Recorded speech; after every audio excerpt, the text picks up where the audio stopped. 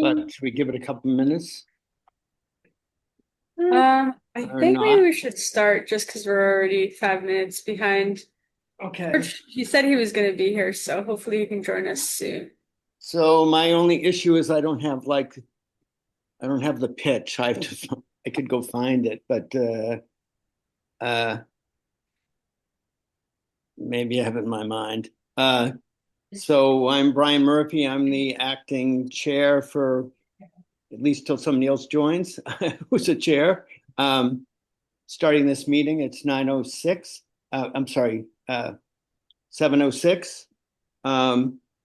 And joining us remotely on Zoom are Sylvia Willard. I can't see anybody else. Oh, Tony, Nick is here. I'm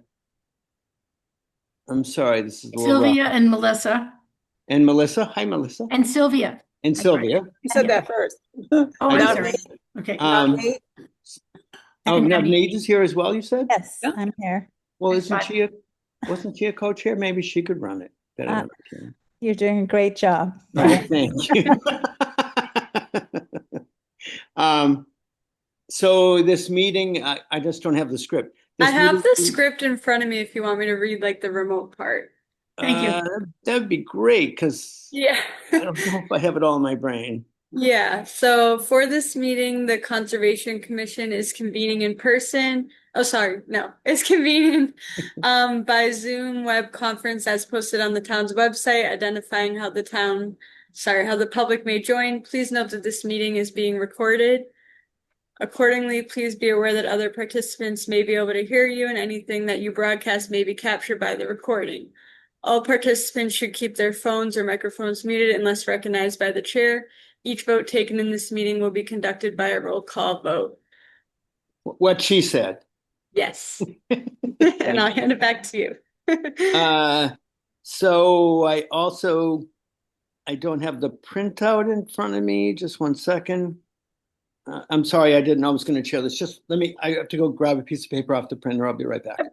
Don't worry. George just joined. Oh, Gosh, good. sorry Okay. guys, I got caught in traffic. It's And okay. what can I say? Is anybody here? We're all here, George, and we started the meeting. Melissa, And Yes, you don't know everybody's me, but good. you must live in Massachusetts if that's your excuse. well, sorry about that. Hey, Sylvia, Hi. glad you're here. All right. So, George, George? you can ask for community input. That would be the next item. I'm sorry. Wait a minute. I need to turn my volume up. Come on. And Speak we- again. George, asking for community input would be our next agenda item. Okay, thank you. And And we got a George- nice We've already shot of your started the keyboard. meeting. Yeah, I we just- see I your just need- keyboard, George, and just to let you know who's here, we have Sylvia, we have Nick, we have Melissa, we have Brian, and we have myself, and Megan and Noel are here.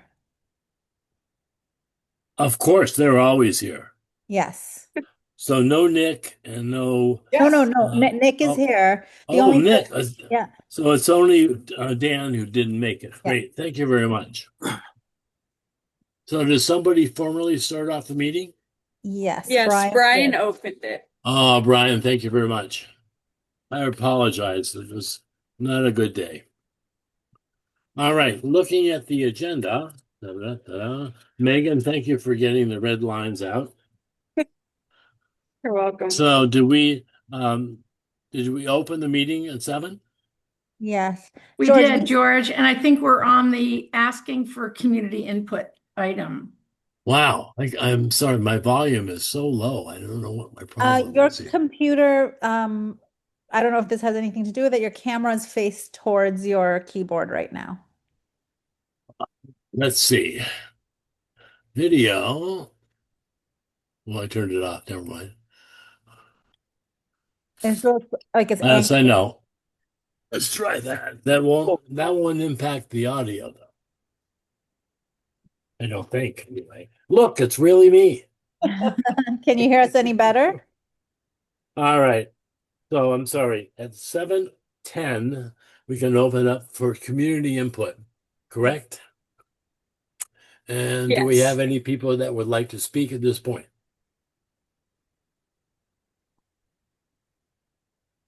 Hearing none. 7:05, item 1, LSC update following the 6/4/26 meeting. Do we have a representative from LSC? A couple. We have a couple. Okay, Um, I'll open up the floor. Who would like to speak? I can start it off. Thank you, This is Chris. Spinney, from the Land Stewards. We did have our first meeting on June 4th. We elected chair and a vice chair. I've been elected as chair, and Alex Para is the vice chair.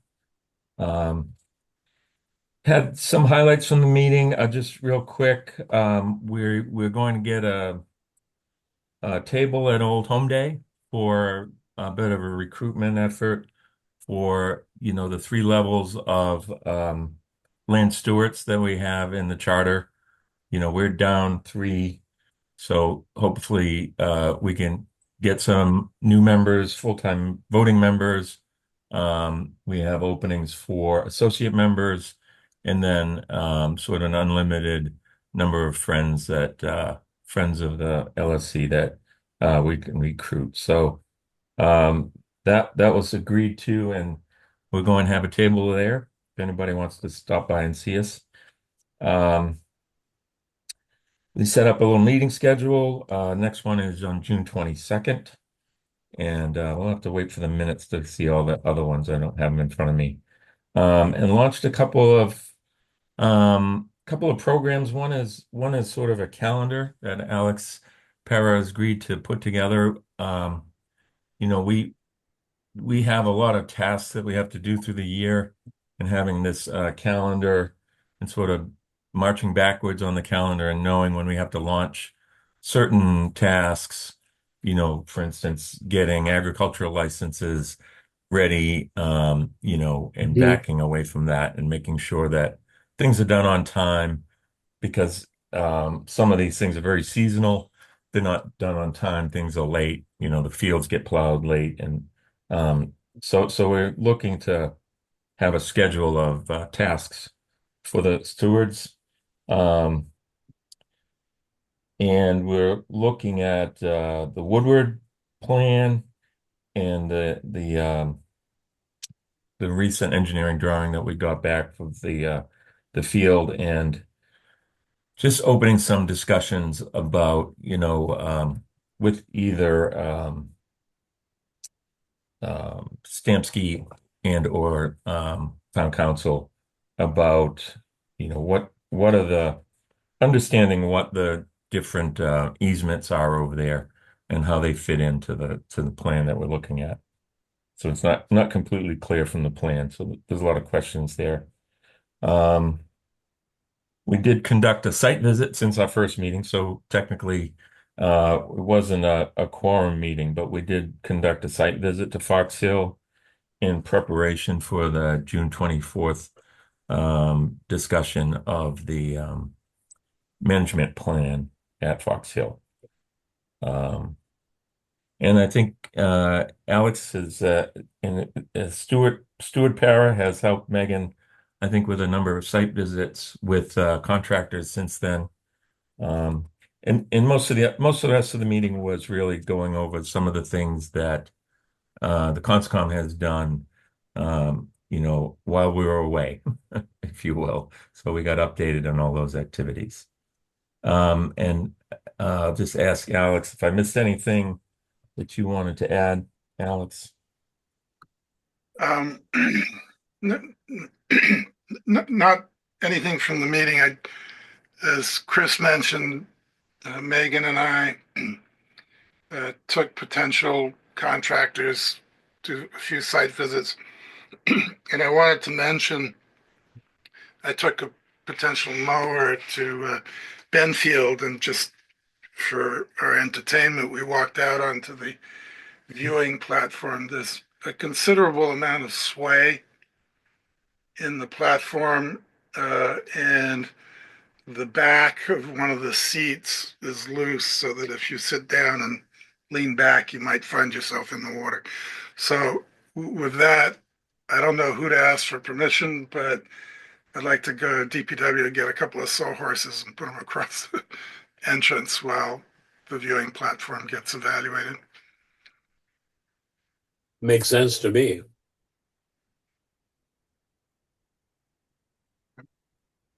So, Megan, do we need to ask somebody in DPW to be able to go out and secure the safety of the platform? Yeah, either I or Alex can ask, if you guys are okay with that. I'll try to Yeah. catch up with them tomorrow. Okay. All right. We're still on LSC updates. So thank you, Alex. Thank you, Chris. Anybody else like to step up? I attended the meeting and I had put something together for at the end of the agenda that you had liaison reports. I don't know if you want me to go over that now or which isn't really much more than what has already been said, however. Well, if you'd like to review it now, we can accept your inputs. We're getting kind of late on. I got she's putting together press releases for advertising for vacancies, scheduling upcoming meeting dates of 6/22 to discuss Fox Hill, the community meetings at 6/24, and also the next meetings are 7/23, 8/18, and 9/15 for regular meetings. We're looking at the management plan for Fox Hill for updating, but this is all pretty much what he covered. And prioritizing properties for site visits for preliminary short-term maintenance needs. And Alex is working on a schedule for that. And then there was the, the site visit out there. Lasted about an hour or so. All right. Well, thank you, Sylvia. We Wasn't much different. speak up when we get to this topic later on if there's anything you think of that we missed. Okay. So any other comments from a community or LSC input update? All right, it's now 7:13 and we can move on to item number 2, public meeting request for determination of applicability, DOA file number 9397. The location is 72 Brook Street. It's a parcel 13-63-D. Applicant is Ben Sisigali. And this is for the removal of 17 trees within the 100-foot buffer zone to the bordering vegetated wetlands. And this is a continuation from our May 28th meeting. Do we have a representative from the owner, Glenn or someone? I'm here. Do you want to present anything to this document, or should I let Megan put in her comments from the red lines? Megan was kind enough to draw up a map of our, there it is, of our property. Right. Where we're planning to plant the shrubs to replace the trees and how many and of what type. So our plan basically is to get the tree removal done first. And once that's done, we want to go to Garden in the Woods in Framingham because they seem to have the best knowledge of actual native species. Mm-hmm. And we proposed a short list, basically because when the tree work gets done, we're not sure what they're going to have in stock. So we'll choose from among the 5 different choices there. We're also unclear about how much sunlight we'll be able to get through. There might be a big difference in sunlight once the trees come down, which would give us more choices, possibly. Yeah, all these So- choices were shade tolerant bushes, shrubs. Well, it makes sense based upon the current conditions, but you're right in that it'll be different once the trees come down. The question is, does it make sense to adapt to the changing conditions? Megan, you have put together a pretty good summary in the red lines. Can you comment on this? Sure, yeah. At the last meeting, the commission was just looking for some mitigation for the tree removal. So I just worked with Glenn and we came to the conclusion that out of the 17 trees that they would like to remove, 14 of those are healthy, so 3 of them are dead. So, with 14 healthy trees being removed, he's proposing 28 shrubs to be planted to mitigate. So it's like a 2-to-1 mitigation, replacement ratio. And yeah, that's kind of it. And then they also are proposing to leave 7 of the tree snags in place. So it would be that group behind the house, not along the driveway. So all 7 trees behind the house along that wooded area would have the snags remaining. And yeah, if the commission is satisfied with this mitigation, then I would recommend issuing a +2 determination and a -3 determination. The +2 means that the wetland boundary has not been confirmed through this determination, and then the -3 means that the work is within the buffer zone, but it will not alter the wetland, therefore notice of intent is not required. And if the commission were to do that, then I just recommend a few special conditions. One of them being that if out of the 28 shrubs that they planted, they include at least 3 different species, just so there's a diversity of species. Another condition about the crane using the existing driveway for access, so it doesn't impact the wetland or the buffer zone. And then the last condition, just notifying our office once the plantings are installed, so we can grab some pictures of them and make sure everything's going well. So Megan, is there a determination to say that we need to look down the road and say the shrubs that were planted are still viable? Yeah, you're welcome to add a condition. We can ask for a report in a year or whatever, or once a year for 2 years, anything you want, really. Okay, and there's still some question about, based upon the amount of sunshine, what native plants they would like to put in. Are we open to letting them recommend a different set? I would say the ones that they have are good for now, but I think from my experience with projects like this, it's been fine if people swap out some species for other native species. So if they don't want to pick from this list anymore because there's more sun, then they can always reach out to our office and ask if they can swap some out. And as long as they're native shrubs, then I don't see that as a problem. I agree. Any other comments from commissioners? I had wanted to just make sure that they're native non-cultivars, and because I have found that some nurseries have a tendency to call cultivars native, although this property may not. The other is I think they should leave the tags on until they've all been confirmed by Megan on site. So Megan, can we add those conditions to the recommendation? Yep. Okay. Any other comments from Technically, it commissioners? would be until 2 years is up or whatever you want for, but it's up to you how long you want to have the tags on there. Okay, that's fine. I was under the impression that Garden of the Woods was all native species, but I might be wrong. I don't know, I haven't been down there in a long time, so I don't know. All I know is that in my tenure, I would occasionally run into people who put plants on their property that said native on it, and they weren't. They were cultivars. I think we can trust native plant trusts, Garden in the Woods Hopefully. inventory list. Okay, good. I agree with you, Melissa. Thank you. So, any other people from sorry, Christina, hello, Christina, put your hand down. Hello. Thanks. I've actually been to Garden in the Woods quite a bit lately.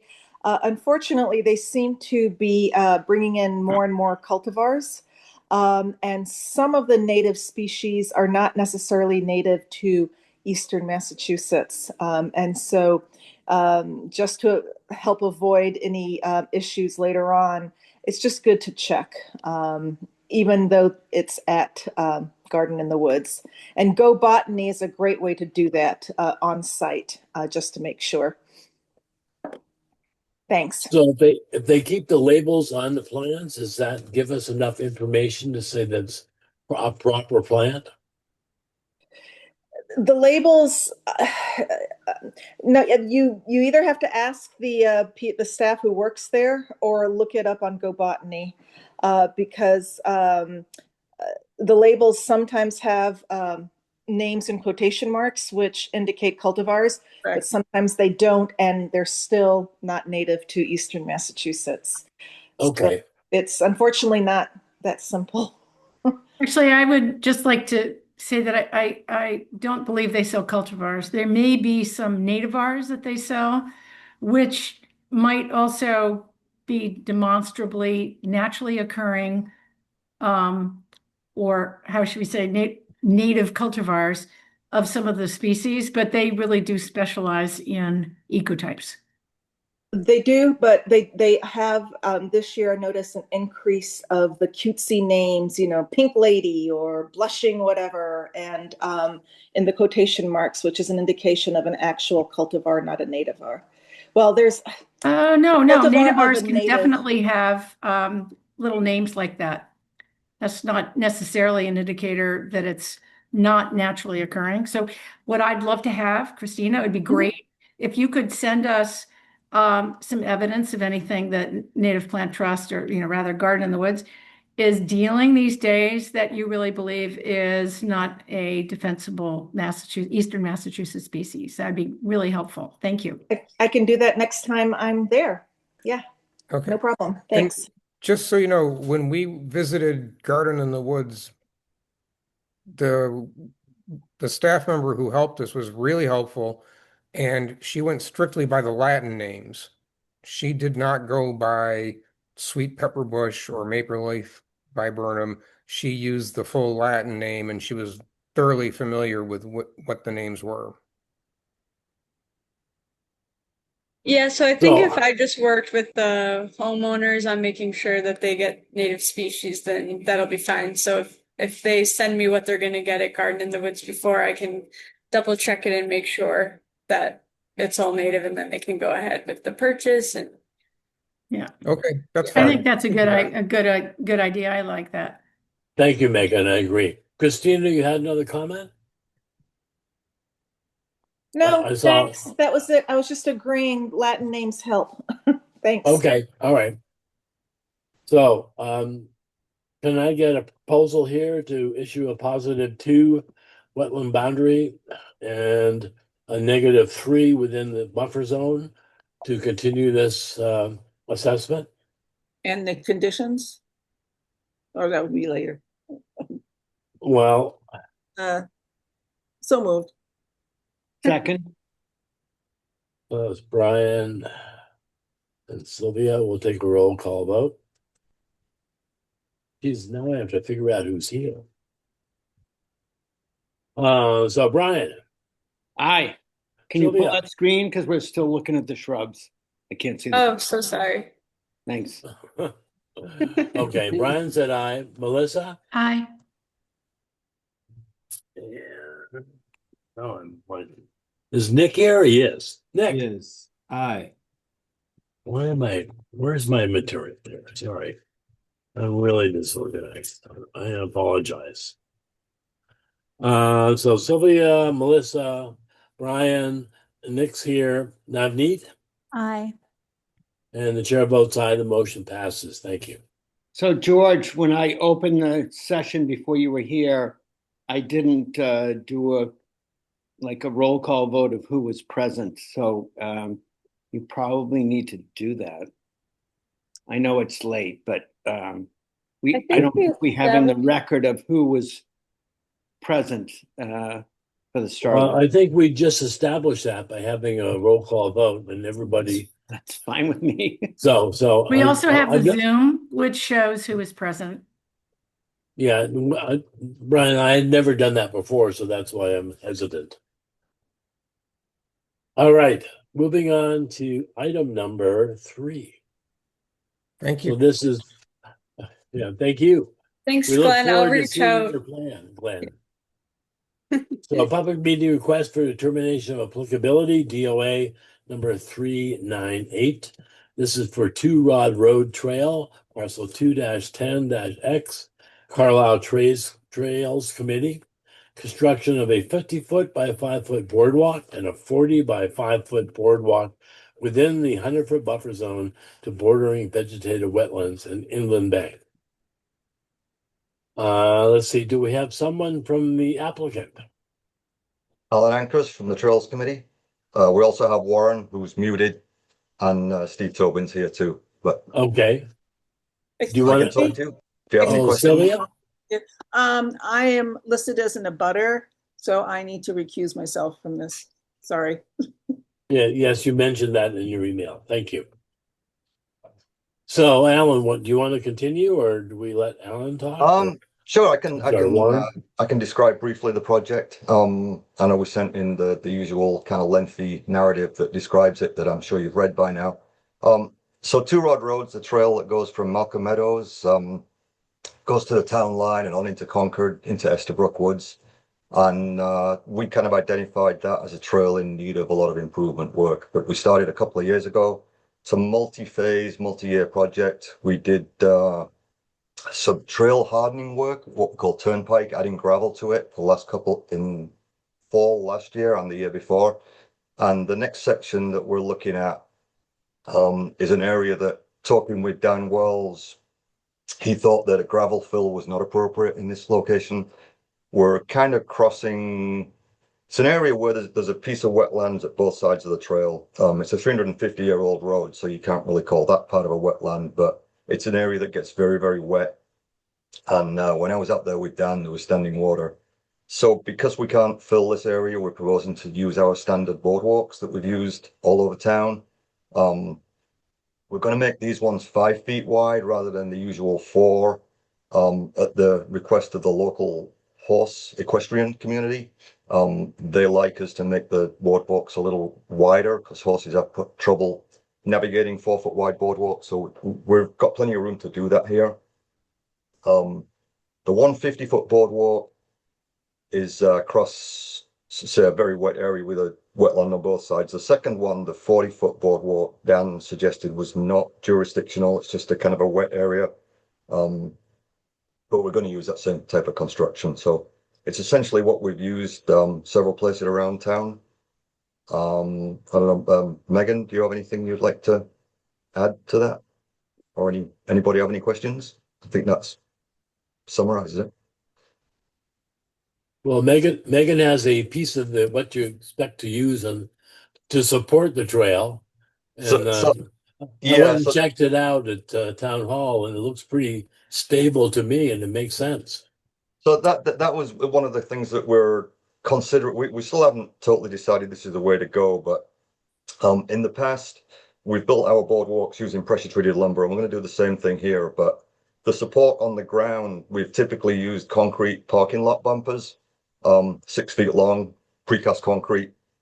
And we're looking into the possibility of using recycled high-density polyethylene, which is basically solid, like plastic fake lumber is what it is. And we're thinking of using 6x6 lumber instead of the concrete parking lot bumpers.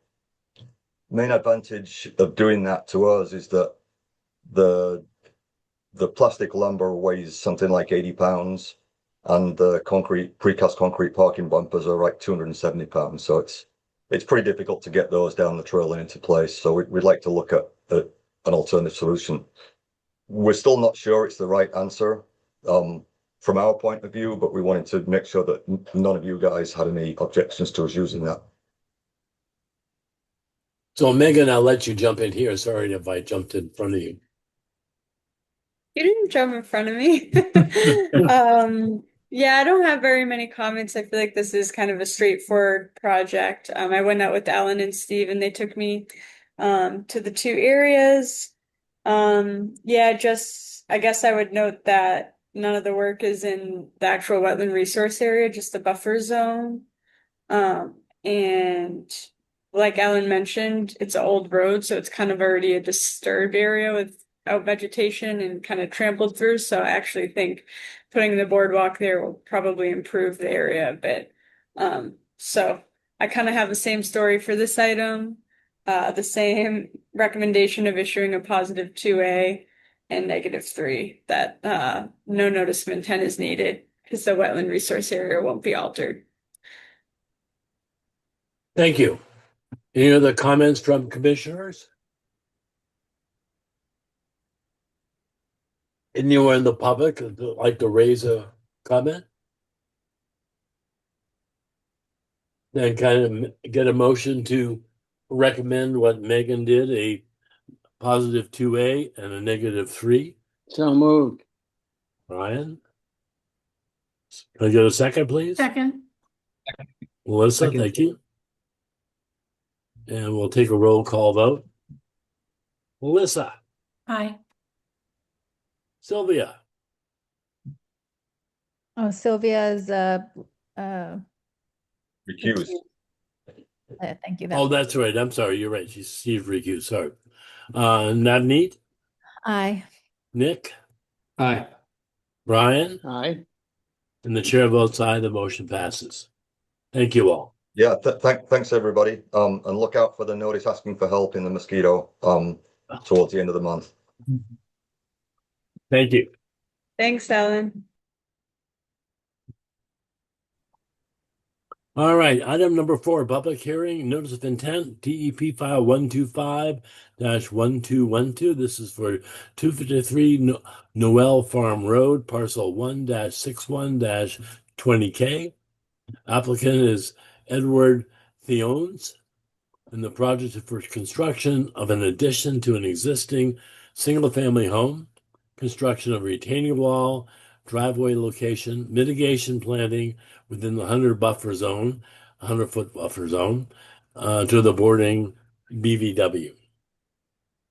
So I see that we actually have a comment from a neighbor. George, Yes. I regret that I need to recuse myself from this one as well. Okay. A close family relative is in a butter. So unfortunately, I will have to recuse myself. All right. Well, luckily we still have enough for a quorum. Yes, Thank you, I Sylvia. was very pleased that so many people zoomed in today. Yes, I was worried.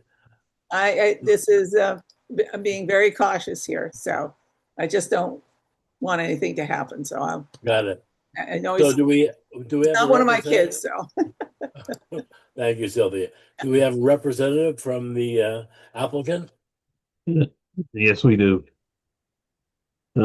Dave Crossman, B&C Associates, representing the applicant. Thank you, Dave.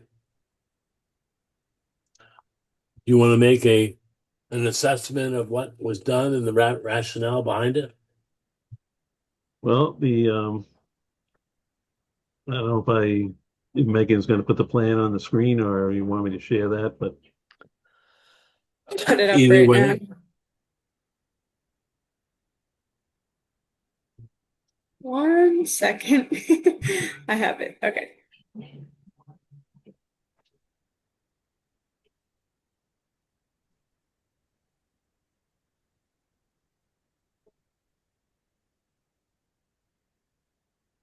So David, do you want to run through the rationale for what's important for us to consider? well, this is 253 Knoll Farm Road. It's out near the end of Knoll Farm Road. And the homeowner would like to put an addition with a garage onto his existing single-family house. It's a very tight lot, based on the wetlands and the property lines and the location of the septic system. The work itself for the addition will be in the front of the house towards the road within the existing gravel driveway and some of the lawn area. The we are proposing a retaining wall on the west side of the Right. addition, just to protect the adjacent wetlands. Right at as you look at this, the upper left corner of the proposed addition, there was a turnout, and we're moving that turnout closer to the road. Yeah. And we're adding some drainage that's gonna run out to the back of the property and daylight out in the back, also within the buffer zone. So this is, we also provided a mitigation planting schedule for some of the work along the retaining wall and that area of the wetlands to try to remove some invasives and also solidify that slope. It's a kind of a sharp slope down right in that particular area. I know Megan sent a few comments today from our site walk that we had last week. And I'll go through them pretty quick. Some of these are going to require us to go back and do some survey work because we didn't have time today to do that. But the closest point of the disturbance in the nearby wetland is about 9 feet. The distance between the proposed retaining wall and wetland flag 5 is actually 8 feet 6 inches to be exact. So that one will have to mark the distance on the plan that Megan asked for. We'll have to do the calculations on the square footage of the addition and the new and existing house. There are some trees that will be cut down along the edge of the driveway where that retaining wall is going to be. And Megan is looking for the species in the DBH, so that's something else that will be taken care of. Actually, tomorrow is my understanding that all be taken care of tomorrow. The question was, how are we going to get the trees out of there? And we're proposing to use a crane to lift the trees out. So there's not going to be any dropping any trees into the wetland, or obviously not towards the house, but not towards the wetland either.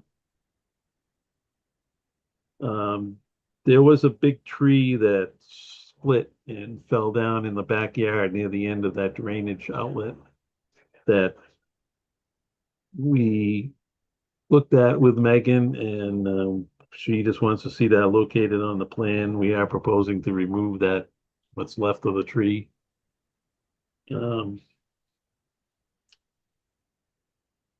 She also asked about any trees that might be eligible for tree protection, and I'm not really sure how many there are, but I know there's one near that turnout. I think it was a white birch that we would protect. But we are going to have that again. That'll all be marked out in the field tomorrow and surveyed. And the area between the addition and the retaining wall will be permeable, so there's not going to be any impervious surface runoff in that area. And finally, well, the question was if there would be any trees removed for that drainage, and I think when we walked back there, it didn't look like there were going to be any trees in the line of that pipe. So I'm going to say that we're not removing any trees for that, but that'll be double checked again tomorrow when they're locating the big tree that fell. So at this point, I'll take some questions, but I just also want you to know we obviously will have to come back at the next meeting with the survey information that Megan wanted. But we'll try to answer whatever questions we can right now. Well, I think you identified the questions that need to be answered before the next meeting. Megan, do you have some comments you'd like to add to that? So thanks, Dave, for going over that. Yeah, I just sent those comments today, so totally didn't expect for things to be answered in time for the meeting. But I guess my hope was that if the commission has any other comments or revisions that they'd like to see, that they can kind of do it all in one and come back to us for the next meeting. And then other than that, I'll just mention that our office did receive a letter of concern from an abutter, which I included in the meeting packet. I'm not sure if they're here tonight, but the concerns were relative to the tree removal, proximity of the work to the wetland, and then if the proposed drainage would impact flooding on their property. And then they had a few septic concerns about only the approximate location of the system being on the site plan and not the actual location. So I just wanted to put that on the record, that we did receive that letter. And I can as address Dave mentioned, what some was of that? those questions. I can address some of those questions. Okay, sure. You'd like me to? We're not cutting any trees out of the wetland. That's the first concern of the neighbor. It's all buffer zone work. And yes, the proposed addition itself is 14 feet from the wetlands. That's true.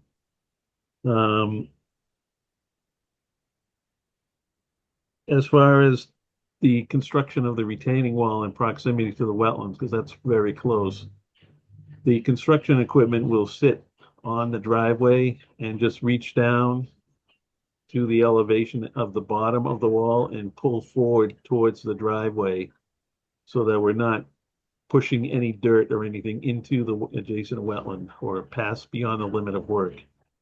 So it's all the work will be done from the upland side and pulled towards the proposed addition during construction of that retaining wall. The drainage ditch, I don't think would cause, I mean, it's not really producing a lot of water.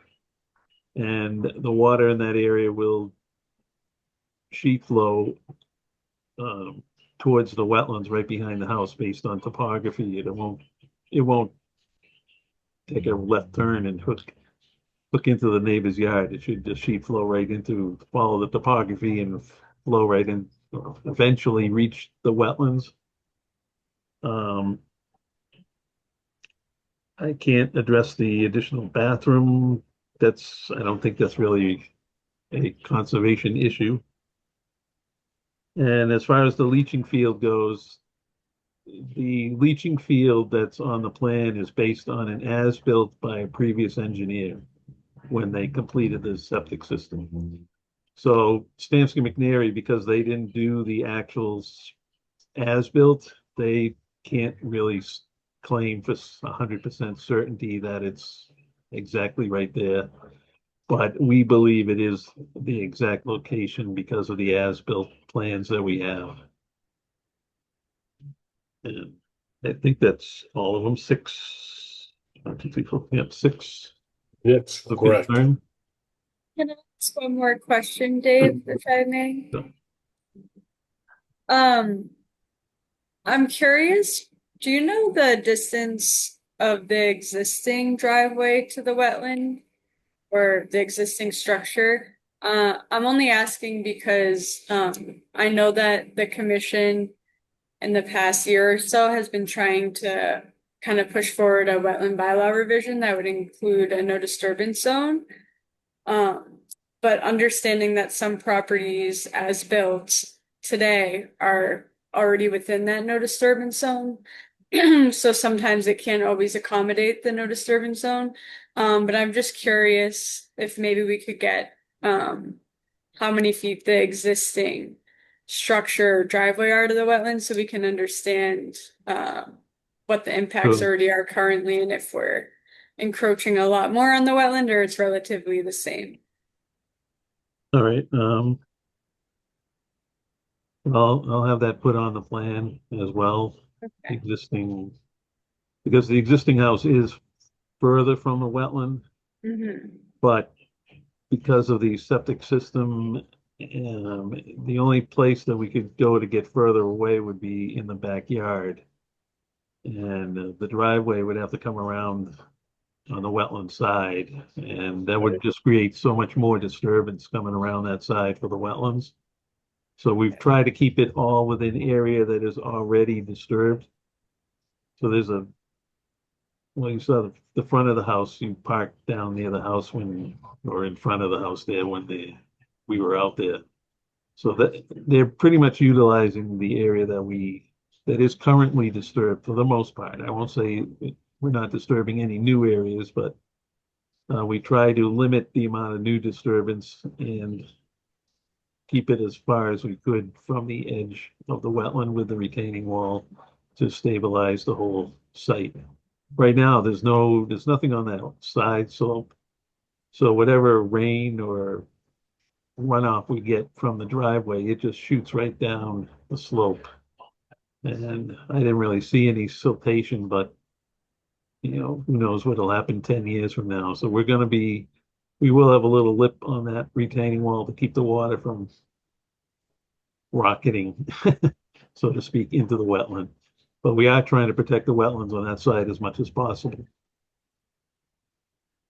So I'll have George over at Stamsky add that, or at least maybe we could do a little chart or something on the plan that just says existing conditions in relationship to the wetlands and proposed conditions. Because there's already a lot of information on the plan in that particular area. So sometimes even if they put the answer on the plan, finding it is sometimes a little difficult. Yeah, that'd be great. Especially when you're only doing a little arrow that says, it's 5 feet here, 7 feet there. It's a lot going on. And I'll also just mention, I know you mentioned the mitigation area earlier, but I have in my notes, I don't know if we talked about it in the meeting, but there is going to be 39 to 43 native shrubs planted along the wetland area, so that will also help, stormwater and kind of improve the wetland area. So I just wanted to mention that because I didn't know if the number was put out in the meeting. But I don't have any more comments, so I'll pass it over to the commission. All right. Well, David, thank you, Megan. Any other commissioners with comments except Sylvia? Anyone on the public who'd like to? What? Except Sylvia. Well, she's recused. I'm sorry. So I just want to raise, this is nothing about the specific property, but I hope someday we have a wetlands bylaw that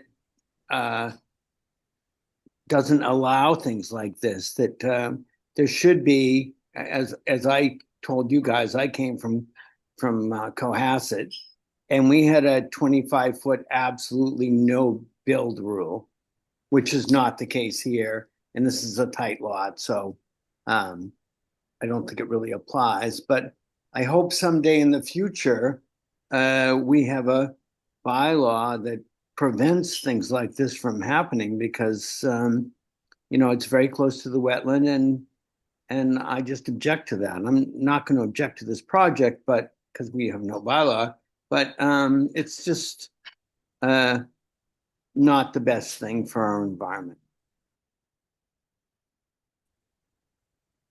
Dealing with this more specifically with vernal pools and the absolute no disturb radius from the pool itself.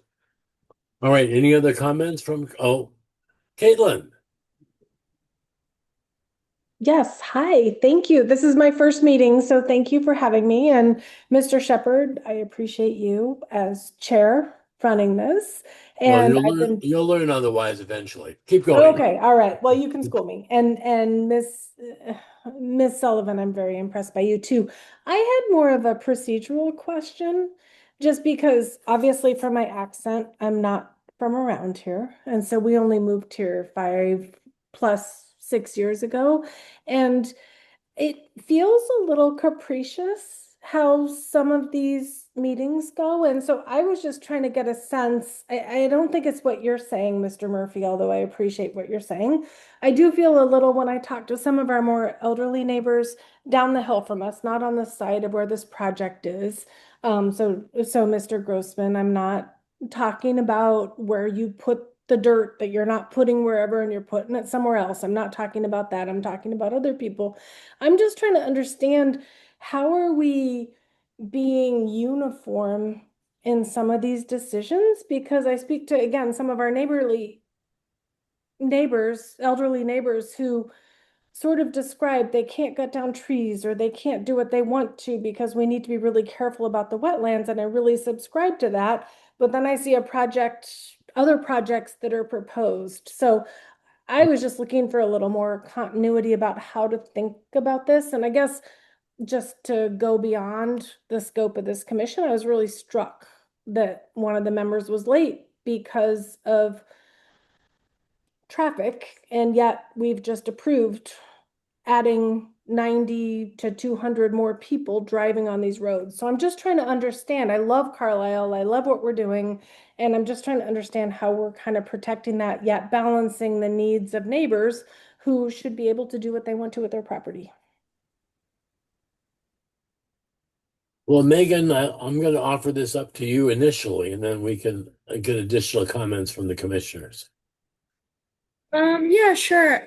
In terms of the consistency for how decisions are made, just so you know, you might already know this, but the Wetlands Protection Act is a state law that's administered at the local level.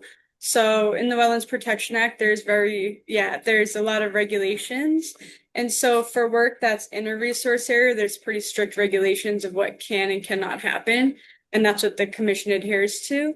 When it comes to work in the buffer zone, the regulations aren't as clear. So a lot of it's discretionary, which is why a lot of towns, municipalities in the state have local wetland bylaws to ensure consistency so that they develop their own standards, and then each filing they follow those standards. So in this case, we don't have that wetland bylaw, but we do have what the commission has ruled on in the past. So in that sense, I think the commission tries to stay consistent with what they've done in the past. But if you're looking for consistency, I would urge you to stay up to date with what the Conservation Commission is doing with our bylaw. We're always open to public input. So if you have any input on, if you want the bylaw to be more strict or less strict, whatever comments you have, we're always open to taking that. So that's what I would say in terms of consistency on the rulings. Hopefully that was helpful. No, it's I would so also helpful, Ms. suggest Sullivan. on consistency with rulings. I think you mentioned this was your first meeting. So if you're interested in evaluating consistency, I would suggest that you attend other meetings in the future and see how those decisions are made. It's hard to evaluate I consistency. would without love to. having Can you any just person. help me, Nick, with how I would know about them? They're posted publicly on the town website. So it's the town as well website. as on the Thank you. Mosquito. Yeah. Thank you. Thank you. And Ms. Sullivan, this was super helpful. And I think it also explains the precedent versus what Mr. Murphy was saying. So thank you. Again, I'm not trying to derail this. I'm just trying to understand what I'm hearing from certain neighbors versus this fascinating meeting. And I really appreciate all the work you do. So thank you. And Caitlin, one little point of order, just so you know, there are 7 of us on the Conservation Commission. We have a chair and a vice chair. We also have people who have served in the past as chair and vice chair. We really try hard to get the meetings underway on time. Yes. Because this is a volunteer board, as all the other boards in Carlisle are, there are times when someone can't make a meeting, and we just hope that enough of us show up so that we're not going to delay anybody's applications or determinations, another 2 weeks till we meet again. So once we have a quorum, and a quorum is defined as more than half of our 7 members, that would be 4 people. Yes. We can start the meeting, and we really try hard to do that. No, that's perfect. Thank you. I appreciate You're so the welcome. diligence. And thank you for participating. I just want to highlight for everybody here what Megan said about us working on the bylaws. reworking it so that, like to Brian's point, what we do in the buffer zone to try to tighten that up. To the neighbors who are talking about it with you, about this feeling of inconsistency, because I can see how that comes across, especially if you're not dialed in 100%.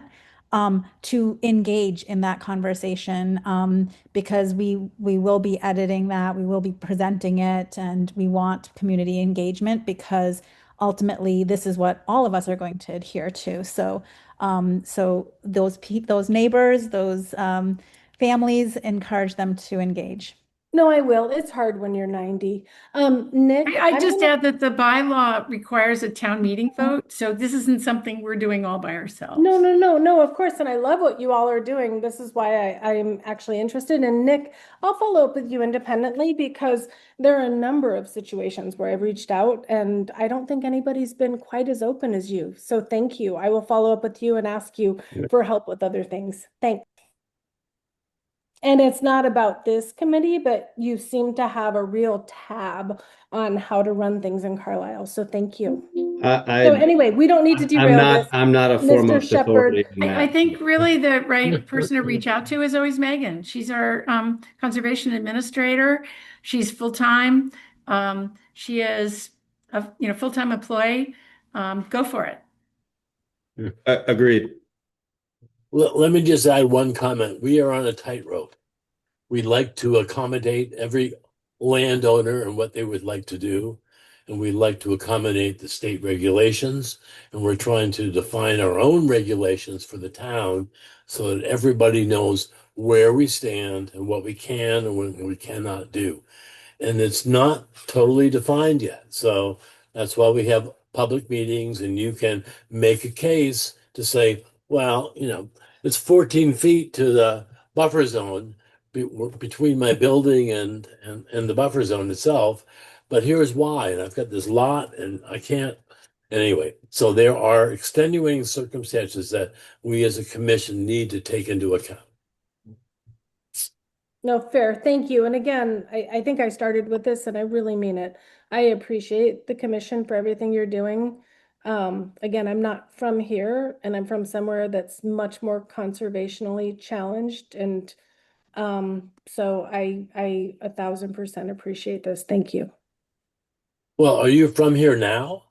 We've been owning here for about 6 years, but I'm from northern New Mexico in a wildfire area where the conservation area and everything is a much bigger deal. So I do care and I'm passionate, but I also understand the complexity of what you're all dealing with. And I really appreciate the balance between everything you've said, letting homeowners do what they want, trying to make this and keep this a beautiful place. So I really do absolutely just appreciate everything you're doing.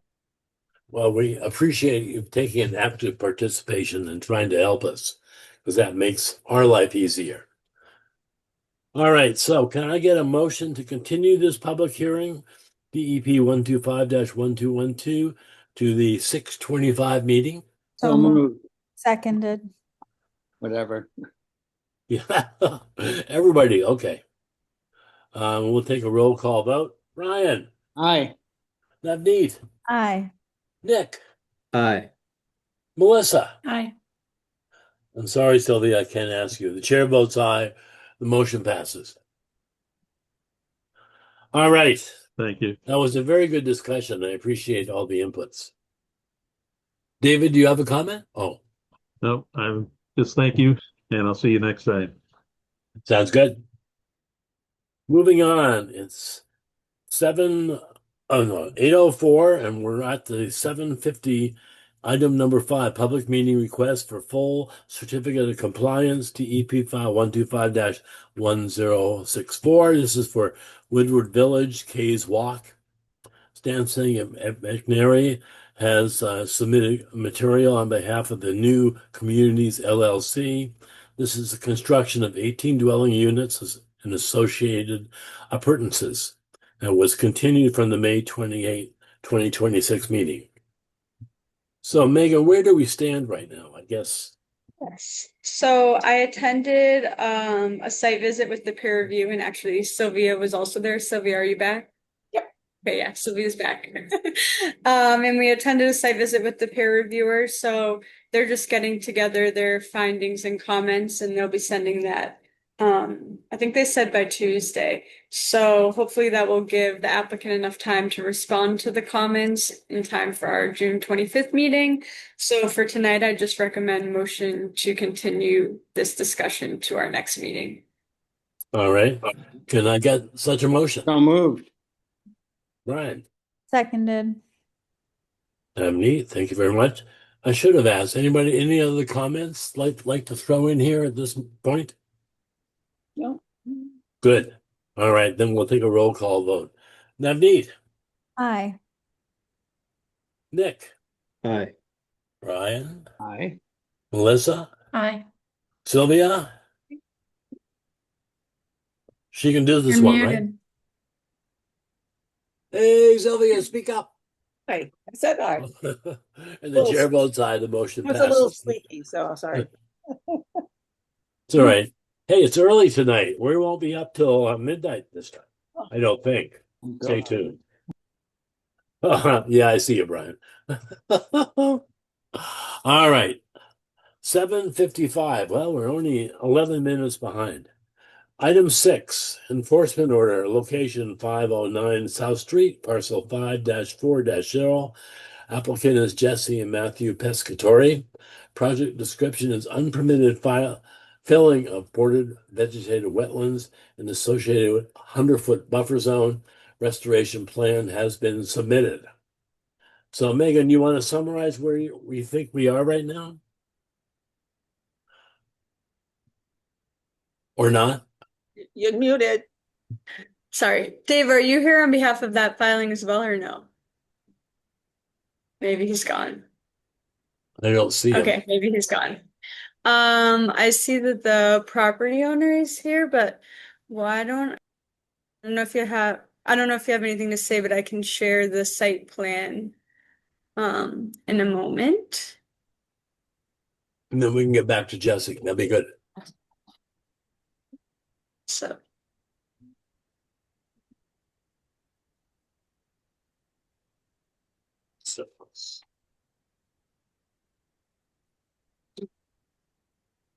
okay.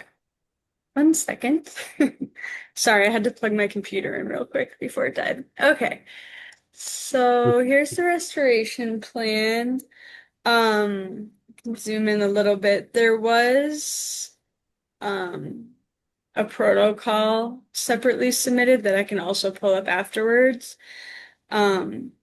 But basically the restoration plan shows proposed removal of fill in a portion of the wetland and then returning the wetland to pre-existing grade. There'll be planting of 2 red maples and 15 shrubs in this area to restore it, as well as a native wetland seed mix. I mentioned I'll pull up the protocol and I'll do that in a moment. I am still waiting to hear about it after the fact notice of intent filing, which was required in the enforcement order, because the restoration plan proposes restoration of the wetland, but not the buffer zone. And if the property owner wants to restore the buffer zone, if they don't want to restore the buffer zone back to existing conditions, then they'll need to file an after the fact notice of intent, since they've not been permitted to make changes to the buffer zone yet. So that's just one of my comments. Do you want me to pull up the protocol? I know Sylvia submitted some comments on the plan. I don't know if you want to speak about those now, but I'm happy to pull up anything that's needed for the discussion.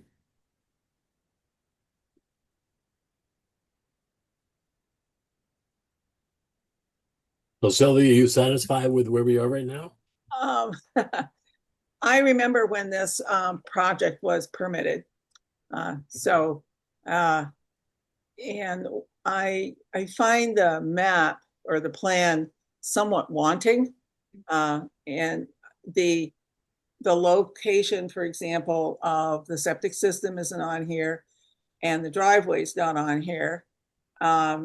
I don't see how they're going to access the site to do the work with any heavy equipment or any equipment at all, unless they just dig by hand, without disturbing the buffer zone. So right there, I would think they would need a notice of intent.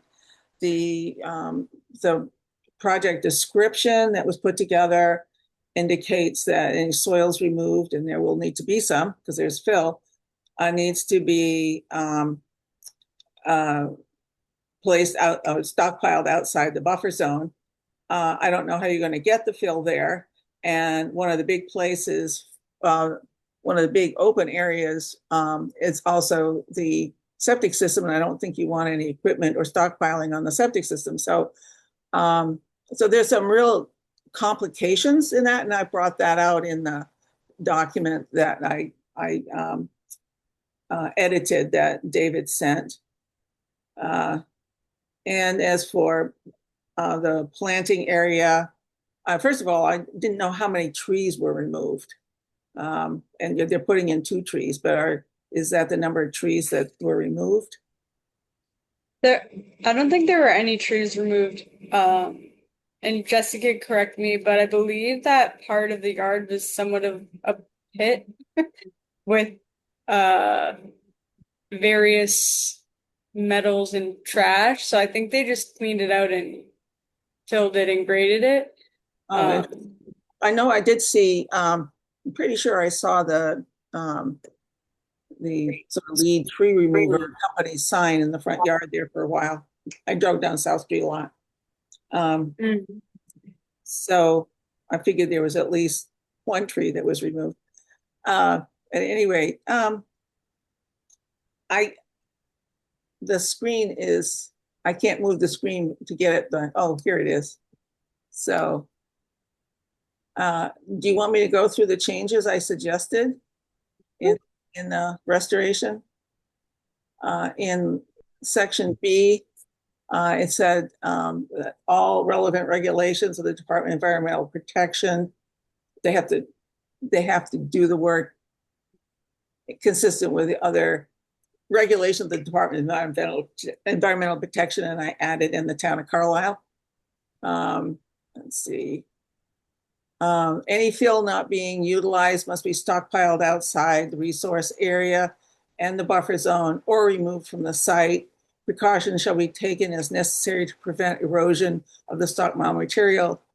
If stockpiled on site, access to the stockpile area shall be identified on an approved plan to ensure that the septic system and the 100-foot buffer zone are not disturbed. In number C, all planting shall be native non-cultivar plants. Any plant substitutions shall be approved by the Conservation Commission or administrator prior to planting. Let's see. And in section F, says after the plantings are completed, I've added a couple of small sections for the wetland restoration, that small woody tree materials should be scattered about the seeded herbaceous layer to provide additional natural materials valuable for small wildlife habitat. And all planting tags shall remain in place until final approval of the restoration. I'm sure there's more, but that's what I came up with so far, if anyone is interested. Oh, you've got it there. So Jesse, have you seen this list before? Yes, I've seen the plan, but obviously not with Sylvia's. Oh, comments. Okay. So I believe there have been several property owners before the current owner. So yes, there have been a few. You're either the third or the fourth. right. So we're just trying to get things right and make sure that we do it properly. So based upon what I've heard from, well, actually, Caitlin, do you want to make a comment right now, or no? I'm sorry, Jesse. Oh, no, I was just gonna comment on the trees if you wanted me to. Which is that. Well, we'd like to know what your thinking is. Yes. Yeah, the property had a lot of down trees in that sort of what Megan was describing, the former pit. And we had to have like a tree company come like take the fallen tree limbs down or away. And we had a dying tree in the front that also got trimmed up and it's still dying slowly, but but other than that, yeah, like we're in agreement with everything said, and Sylvia's notes seem helpful. Okay, so based upon the recommendation from Sylvia and what Megan has outlined, and I think you've seen it in writing now, are you confident that you can take that away and put together a presentation for next meeting or the week after or 2 weeks after? What would you how would you like to proceed with this? Well, what type of a presentation? I think Well, just the consultant who prepared the restoration plan, I can reach out to them and ask them to incorporate the comments that were made tonight and any other comments that the commission has, and then hopefully they can send that in time for the next meeting. And then maybe the restoration plan can get approved. I'm guessing that's what you meant, George, right? Yes, I mean, we don't Okay. want to hold you up, Jesse. We'd like to be able Yeah. to let you move forward. So if we can get a common consensus on what should be done next, and I think Megan, that's what Megan is offering up to you. Can we put that forward and come back and talk about us in 2 weeks? Yes, that works.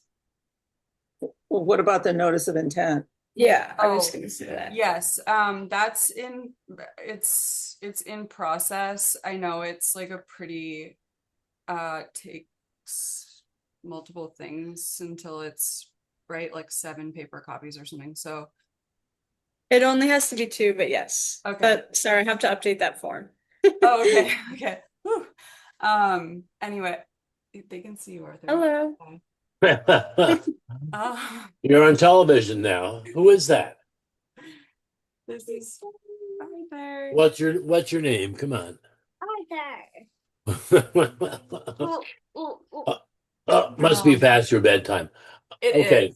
It is definitely. It's past my bedtime. Yes, I hope to be done with the notice of intent tomorrow. Okay. So if we So can it get is, that, it's already in process. Yes, it's in process. Okay. Yeah. I didn't know. Excellent. Okay, good. I can, yeah, I will email you about it tomorrow. Okay. It's also a way of getting using it as a permit to get something done that you might want to do that you hadn't planned to do already, like a little bit of patio or something like that back there that would be in the buffer zone. Wouldn't you agree, Megan? Yeah. Yeah, or if there's any slight changes in that area that you've been wanting to make that you haven't, this is a good opportunity to kind of lump it into one. So you don't have to go through the process again. Boy, a lot of pressure. Okay. good point. That doesn't mean you have to do something. And yeah, I'm open to ideas. No. I was going to say, you don't have to do that extra thing, but get it on Yeah. permitted. Don't try to put it in the ballroom, okay? No ballrooms. Okay, Absolutely good. not in the budget. All right, so can I get a motion to continue this discussion to the next meeting? I so move, but I also approve the ballroom. At your house? Can I get a No, second? No room here. Second. Thank you, Navneet. Okay, we'll take a roll call vote. We have Navneet, Aye. Nick, Aye. Ryan. Aye, except for the ballroom. Yeah. Okay. Melissa, Hi. Sylvia, Hi. and the chair votes aye. The motion passes. See you in 2 weeks. All right. Thank you. New and pending business. 810, determination if WP agriculture exemption is applicable to Woodward conservation land, the edge clearing and the fence removal activities. Do we have a spokesman from this particular activity? I suspect we do. I'm happy to speak on my comments, but if there's anyone from the I was thinking maybe Jonathan would like Trails to Committee, summarize there it. we go. There it is. I can be the speaker for the fence removal since I kind of instigated that. Please do. So the question that Alex in particular had raised as a former commissioner was, does the agricultural exemption apply to fence removals where the fence was part of the former agricultural stuff and we're continuing, or we at least have done agriculture in there in the last 5 years? And are wondering if the fencing removal then would qualify under those exemptions, or if we need to do an RDA or a notice of intent or anything like that to be able to do it. The fence that we've removed so far is not within the 100-foot buffer zone, but shortly, I shouldn't say shortly in time frame, but shortly in fence length, we will be encountering fences that are within the 100-foot buffer zone of what is known to be a wetland across the road. And thereafter, we'll be within the 100-foot buffer zone of the wetland that is between the houses of 106 and 110 Maple Street. And then as we work our way around, we will eventually get to a fence that is in 100 feet, within 100 feet of a vernal pool. And so all of these things are there, and we don't want to be a violation of any rules or regulations. And so we're wondering, what do we need to do to continue removing this fence and getting rid of the invasives that are on it? All right, Megan, you had a good summary in the agenda. Do you want to comment here? Sure. I did look into this. I looked at the regulations, and since, as Jonathan mentioned, since the fields have been used as agricultural land in the past 5 years, it's considered land and agricultural use based on the regulations.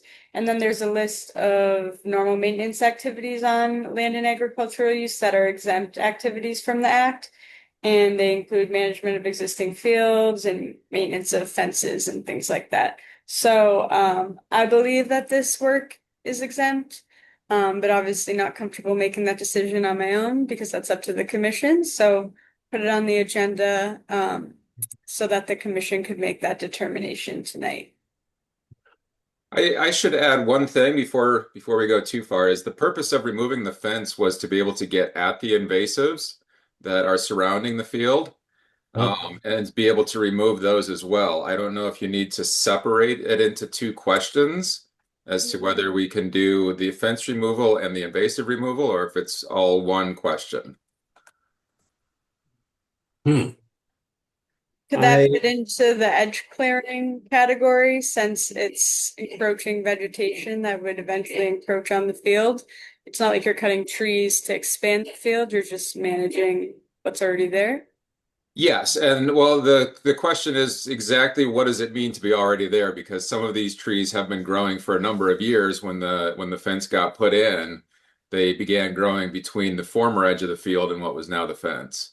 And so I don't know, what the bounds are for what should be. All of these questions are eventually going to come back to either you or the land stewards at some point, because you guys make the decisions because you own the land.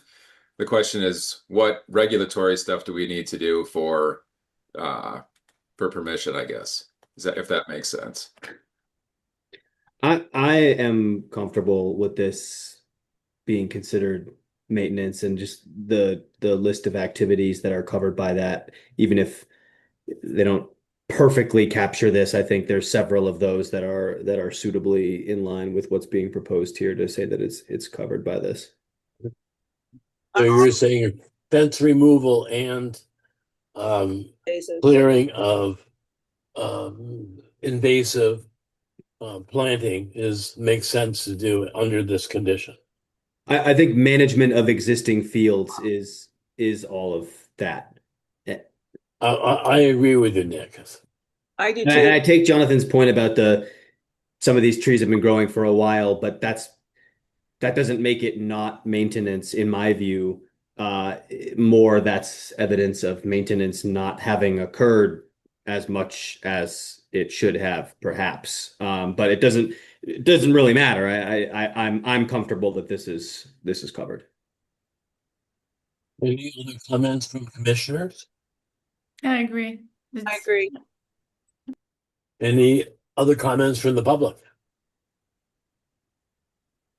Hearing none, I'd like to get a motion that the commission that allows edge clearing and fence removal activities on the Woodward Fields that are exempt from agricultural activities and therefore do not require a permit.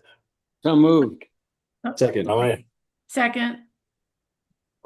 I'm sorry, who was the second? I think I was the first. I think. Yeah, you were the first. Nick was the second. I'm Oh, sorry, Nick. thank you. I didn't mean to diss you. No, you're good. You're good.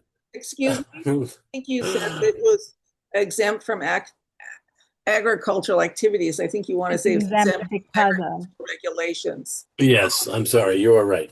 or consistent with the agricultural regulations. One or the other, but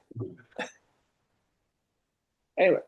I'm sure the wording can get straightened out, even though I mumbled it. Okay. So I move my motion to include whatever Sylvia said. Oh, you whip. Oh, no, sorry. Keep going.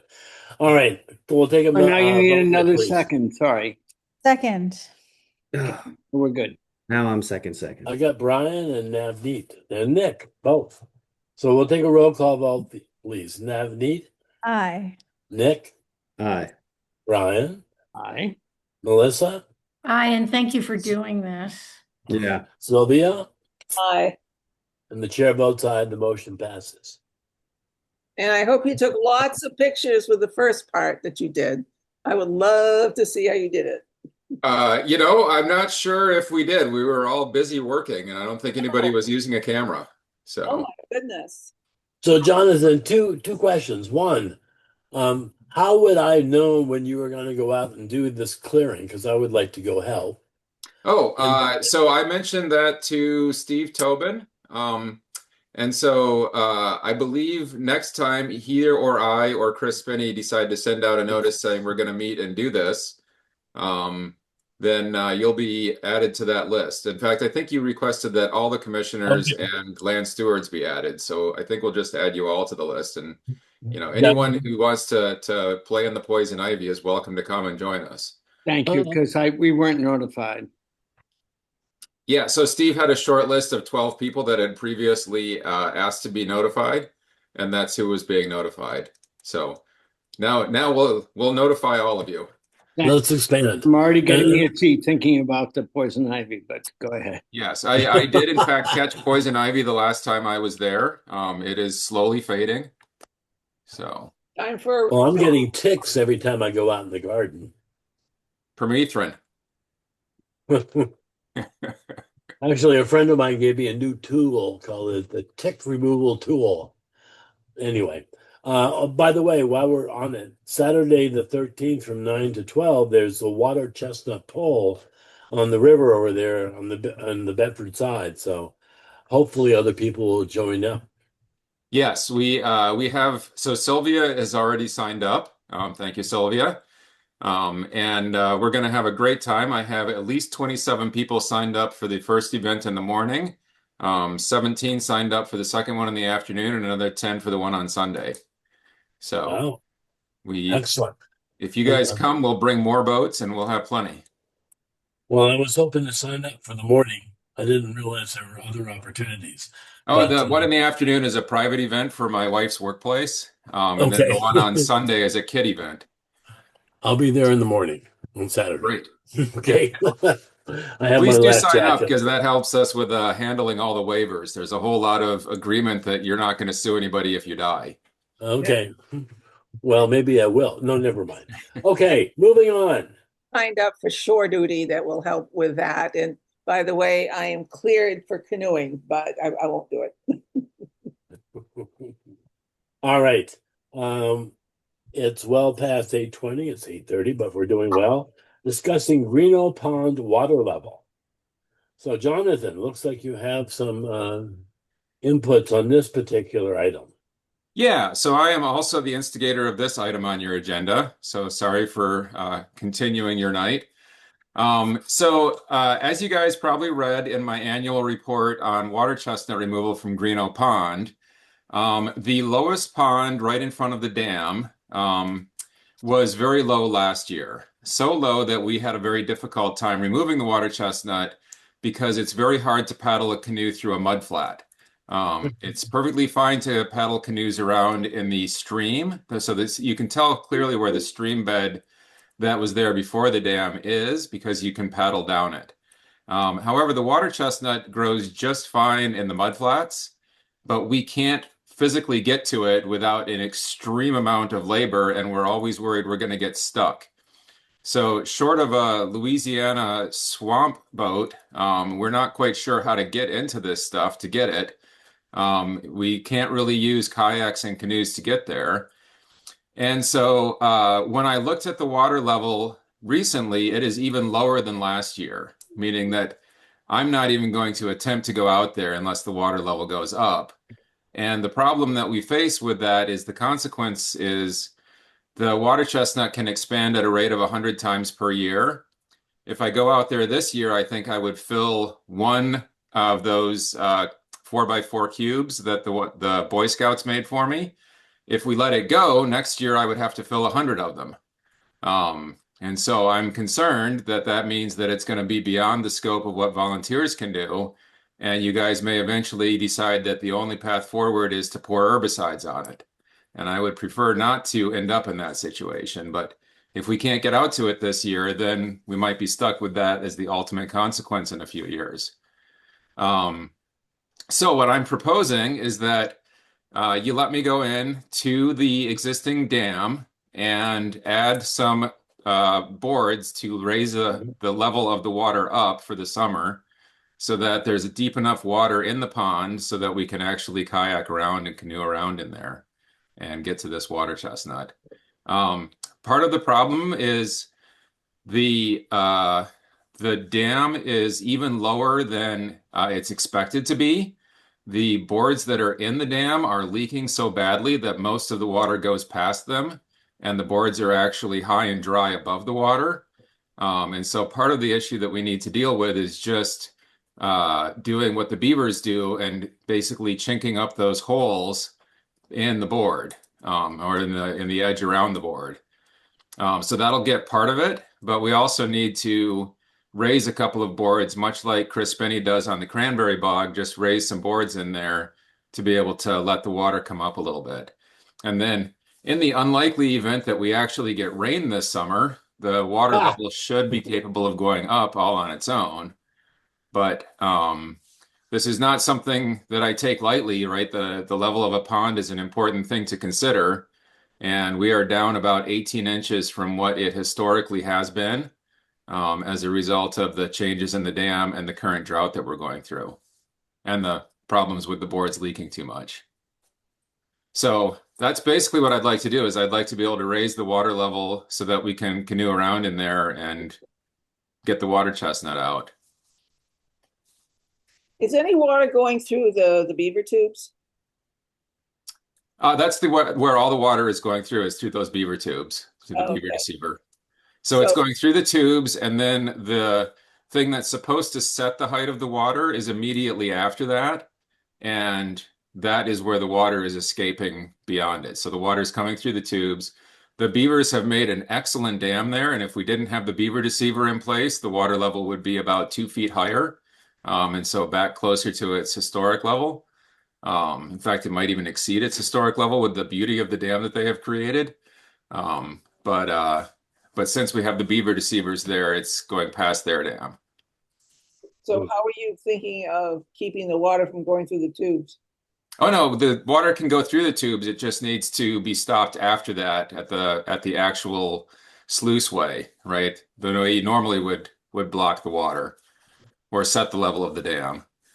The only thing that's a little bit difficult about this is that that culvert, I guess it's called a culvert, the square culvert, rectangular culvert, was built where the two sides don't have board places where you can just put in boards.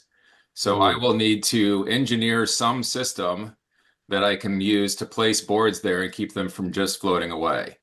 I plan to do it the way the beavers do, which is I'll put the boards in, put some rocks up against it, and use some mud and twigs to chink it in.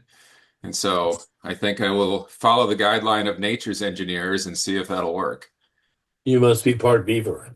So No, it makes sense to me and it works. there's an Go ahead, H- Sylvia. there's an H&H study underway.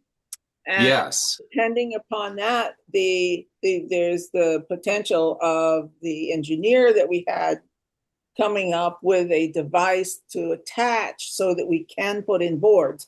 But the H&H isn't ready yet, and you want to be able to get at the pond before it is ready and before the H&H and before the engineering. So it isn't that it shouldn't be done.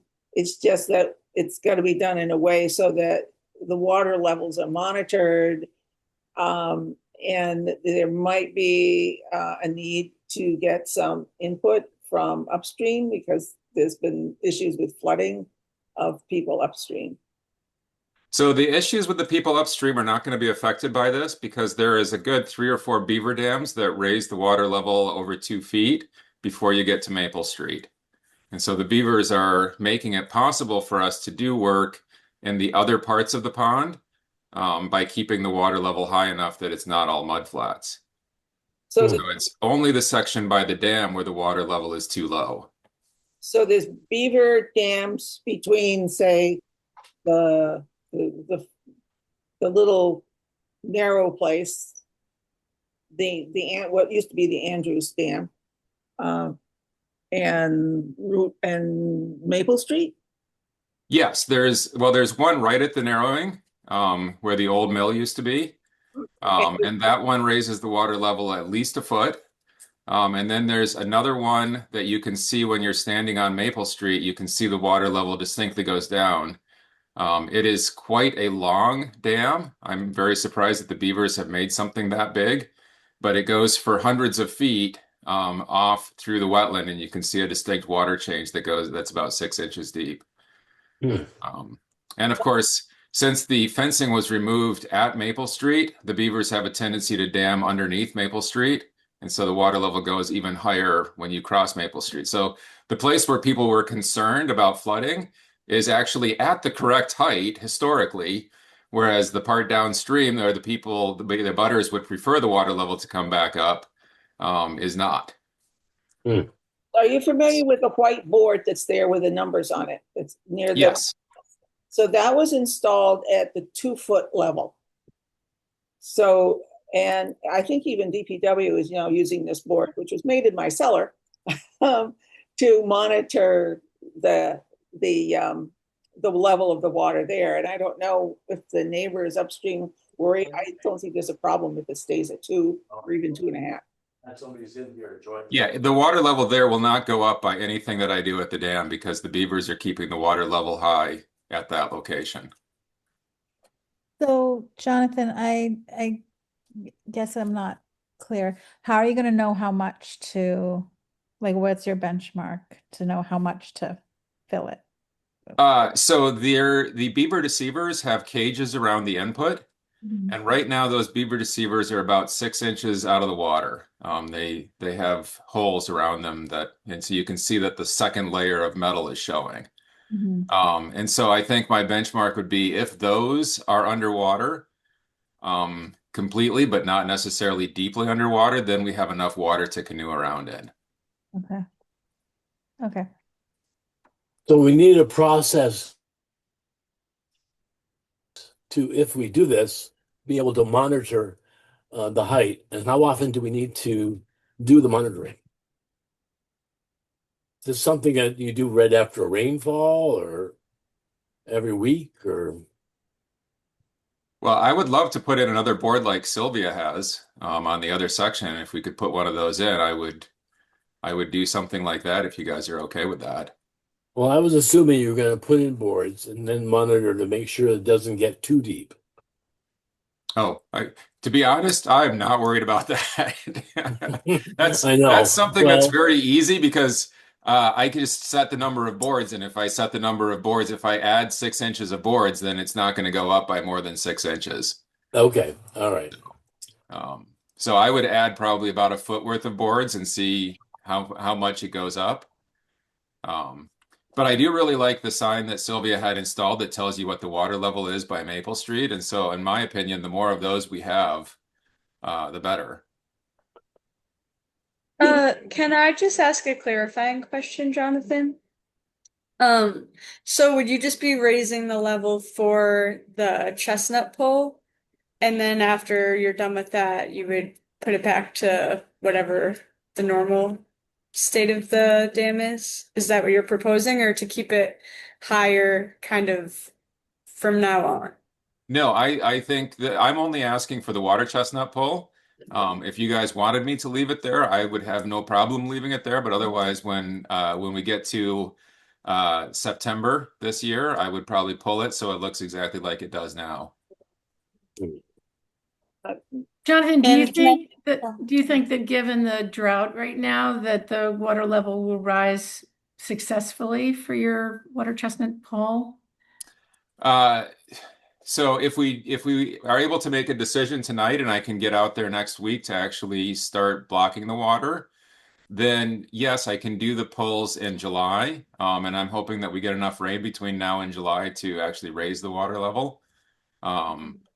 But basically I have July and August to do the pulls. If we don't do the pulls in July and August, by the time we get to September, it's really too late. They've already made the nuts for next year and they're falling off. Got it. Yeah. So Well, now's the time to do it. Yeah. Yeah, no, I do want to comment on one of the things Sylvia said is I don't want to disrupt the H&H study. So I think that hydrology study is important. So if, manipulating the water level causes a difficulty for them in any way, then I think we'd be better off risking the water chestnut so that we get a good H&H study back. Yeah, my understanding is that for the Cranberry H&H, they have water level monitors actually in the field monitoring the water levels, but at Greeno, they don't have those, and I think they've already collected the field data for that. I can double check to make sure that something like this wouldn't interfere with whatever data they're collecting. But that is a good point.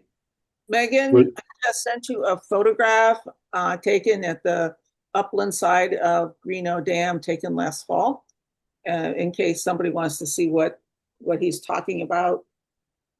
It was from my phone. I don't know if it will be helpful or not, but you can tell that the beavers have been very active. I don't know if you can see the pipes, though. All depends if Megan could find it quickly enough. Send it to her. I do have some current photos if you want me to find them. Why not? I think that raising the water level so that you can do the pull in July sounds like a great idea. And if there's not enough water, we'll delay it. Yeah, but we'll cross our fingers and hope. We get water, yes. Well, Yeah, before they set all the nuts and we're like, 5 more years behind. I would like you to condition. Oh, that's a great photo of it. Yeah. I would like you to condition any motion you make on Megan confirming that we're not going to disrupt the H&H study. Yep. Agreed. So yeah, this is what it looked like late last fall. You can see from the trees that the leaves are down, and you can see that the tubes are actually exposed above the water line. That's not supposed to happen if the boards are properly blocking the water flow to keep it at the right level. And so that's basically what it looks like again now, even though we've had a reasonable amount of runoff this spring. It's all run through the pond and is gone. Yeah, we haven't had any rain. It's Yeah, not in the last we're in a month or drought. so. Yeah. Well, it sounds like you said the boards are leaking too, so we need a better method of sealing off the boards. Is that true? Yes, and I would hope when an engineering plan comes together that somebody can design something for real. Like I said, right now I would pretend to be a beaver and, put stuff in there so that it stops. And just I'm all for beaver. Go ahead. and just so you know, when I took the picture, I was standing on what should be the bottom of the pond. Yeah. Yes, this is actually a great spot to launch a canoe from right now. So you're basically standing on what used to be the bottom of the pond, and so once you can get to the deep water that they made for the channel to the culvert, then you're good to go.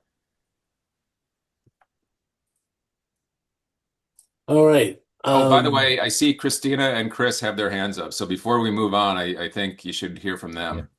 I'm not seeing any hands, but let me change. Christina, sorry. Hi, actually, Chris had his hand up before I did. If he wants to go first.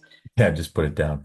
Yeah, that's all right. I just want to quickly mention that I think if there are pressure transducers, if they are measuring the water activity over there, I'm not sure, like Megan doesn't think they are, but I think the important piece of data is the date and time that you put a board in so that they can calibrate the water level with that board in and the rain levels and everything else. So I don't think they would tell you not to do it. I just think they'd want to know when you did it so the data would line up and they could see what was happening with the water levels. But good point. Yeah. The other thing I just I do have some experience with boards and leaking boards and how to get them to stop, and the actual technical way to do it is precisely the way the beavers do it. You rub the leaks with mud and the leaks stop. So I can help you with getting those boards to stop leaking. But Sounds like a fun project, Chris. Yeah. I spent a lot of time in the mud. We'll put our waders on and go out there together. Excellent. Christina, comment. Yes, thank you. This is sort of tangential, but just seeing that picture, I'm wondering if the low amount of water in the pond had something to do with the big fish kill that happened in the spring. Maybe there just wasn't enough water since that picture was taken in the fall. Maybe there wasn't enough water in the pond over the winter that could have a connection with the fish kill that happened in the pond. So just a question. I don't know. Thanks. Yeah, for those of you who don't know, there was a big fish kill this spring, and walkers around the pond reported it. And they sent it to Megan, who asked me for historical data, and I put her in touch with the abutters, who gave her some historical data on what happens. And basically, as Megan, correct me if I'm wrong, but basically they all think it was a function of the low water levels. Yeah, it makes sense. The water gets too hot. Yeah. Well, in this case, they think it might have actually frozen too much because there wasn't enough, and so the freezing of the water prevented it from being oxygenated, and so the fish died. Yeah, usually it's oxygen that's a problem. Right. So the lack of water flow as a result of it being so low, and then the ice on top of it prevents the oxygen from getting in there to the fish. I'd like to talk to you about when you go out there offline. I don't need to take up time in a meeting. Okay. Well, it won't be until Monday because I have the big water chestnut pull. I heard about that. All right. So, Megan, we've heard a lot of information right now. Is there a recommendation from you that makes sense that we should consider, or do we keep this open until the next meeting? Up to you, but I think whatever you decide would be appropriate to make a full motion for it. So it sounds like from what I've heard, the commissioners are in favor of having Jonathan put in a board or stop the leaks, at least so that he can get a canoe in there for the chestnut. And then after that, maybe we can return it to normal. And that's all depending on me reaching out to Weston and Sampson and confirming that this wouldn't impact their study, or if it does, I just let them know when we're pulling boards or putting in boards and so on and so forth. But I think a formal motion would be appropriate. I think it makes sense too. I'll make Can the I get- motion. I'm not sure the word normal should be used out there. Existing conditions. I move to allow Jonathan to put in boards to help raise the water level, to allow for adequate conditions for the water chestnut pull, and then return to existing conditions post the pull, and all predicated on ensuring that this does not interfere with the oh my God. H&H study. H&H study.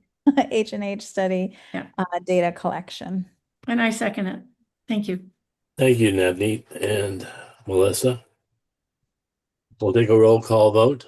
Navneet, Aye. Nick, Aye. Brian. He's left. Oh, we did? Ooh, early. Okay. Melissa, Aye. Sylvia, Hi. and the chair votes aye. The motion passes. Thank you all. Thank you. No, thank you Thank for you, the Jonathan. explanation. Yeah. I'll Thank follow you, up with you. Jonathan. And you too, Chris. Yeah. Yes. All right. Item number 9. Cranberry Bog updates, Curve Street Dam Phase 1 inspection report. So Megan, you sent out a 60-odd page report. Thank you very much. I would just like to looked- say that I'm going to need to do some serious self-education on all that has transpired. So if I ask silly questions that have already been reviewed and discussed and deliberated, please forgive me in advance. All right, we're on the hook. So, I mean, I looked at the executive summary, and that's about all that I could handle. Do you want to make an executive summary, Megan, about what the status is, or? Yes, Or so should- I can admit that I did not read the full report yet. Me neither. I did read the email that we got from the Office of Dam Safety, which I included in the packet and in my notes, which I think kind of tells you everything you need to know about the report. Oh. And just I can read this first line here. So, as a result of the poor condition rating, please be advised that per Dam Safety Regulation 302 CMR 10.08, DCR is required to issue the town of Carlisle a certificate of noncompliance and dam safety order. So it basically requires follow-up inspections and investigations and inspections. And I mean, it's basically asking for or requiring either construction to repair that dam or removal of the dam. And this is the Curve Street Dam. So Right. I did have on my bingo card that the dam 1 would be in poor condition, but I wasn't mentally or emotionally prepared to hear that now we have to think about repair or removal of Curve Street Dam. So I don't expect the commission to like have a resolution for this tonight.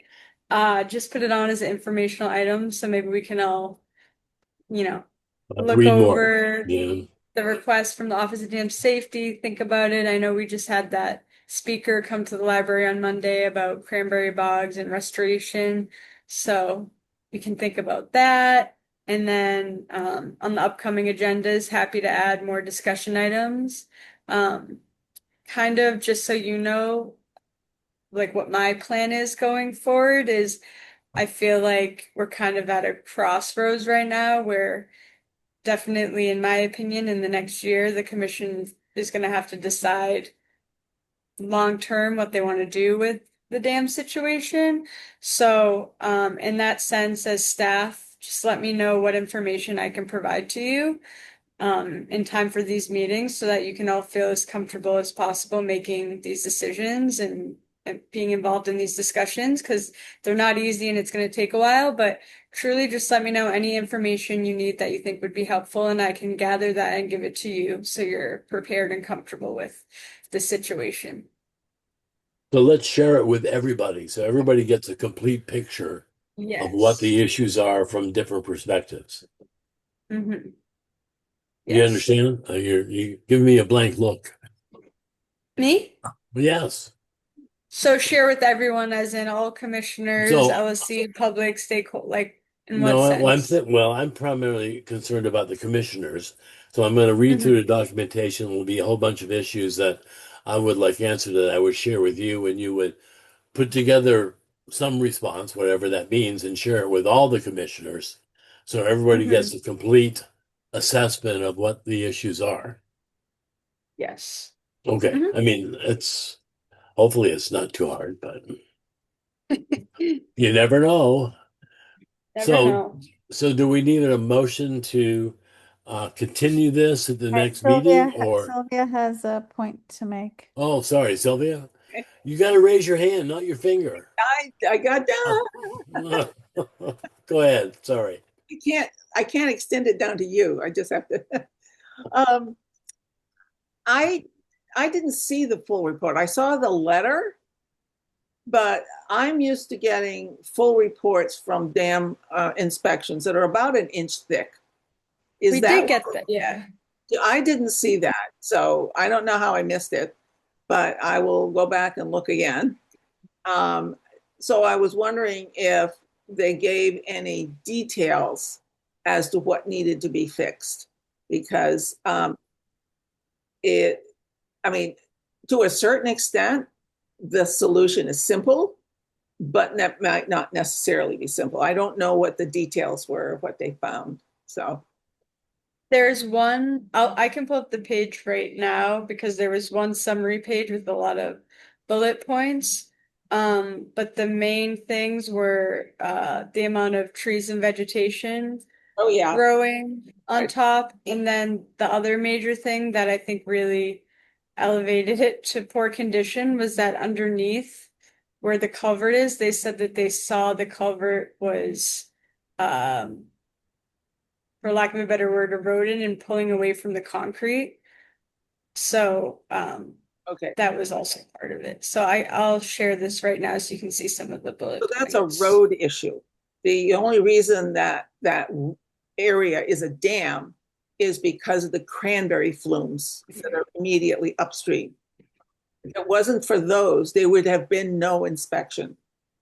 Yes. Yes, and so I'm also offline gonna be looking into what the process, like really putting together a comprehensive, maybe like flow chart of what the dam deregulation process is, so we can really understand if that's something we should be doing and what the actual process is. Kind of a side point, but so yeah, these are the reasons pulled up on the screen for why it was considered poor. This is the executive summary at the start of that 62-page report, but I don't think it was an inch thick. You know, is this the same thing that Sylvia was referring to? Yep, this is the same inspection report we've gotten in past years, like the same format. It's a format that they all use. So okay. So and this gets all sort of confused with things like water rights and whatever we want to do. We've got a maintenance plan for the bog, but right now, but not damn. Yeah. But we have water rights too that we have to worry about. All right. Well, it sounds like what I'm hearing is we need commissioners to do their homework, go through the whole report, address questions that they are concerned about, maybe some recommendations too, so that we can correlate these guys all together to one package that we can then share with the whole commission and other interested parties, and then address that in a future meeting. Does that make sense? Yeah, and there may be something for the land stewards to deal with too. chime in on. Well, I need to see the information here before I can make that jump, but sharing it with the land stewards is certainly a reasonable move forward. Okay. It's like deciding between surgery or medicine. And so like I like need a decision tree that, okay, here's the first branch point, pros and cons, process involved, risks and benefits.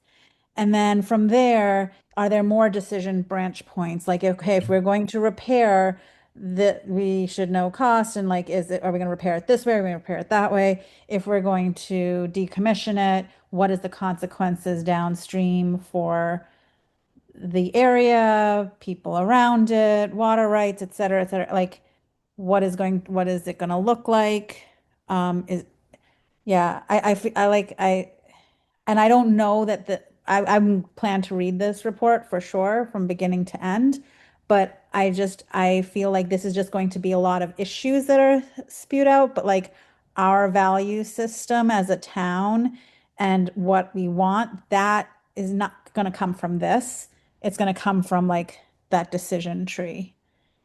Yeah, I agree, but I think in order to get that decision tree formalized, we should get inputs from many different 100%, commissioners. 100%. Yeah. Okay. 100%. And then we can I try feel to like figure out. you need like Megan, what I'm asking is like to sort of just give the broad framework of that outline and then we fill it in with people's input so that then we can step back and look at that and then decide how to proceed. That's a great idea.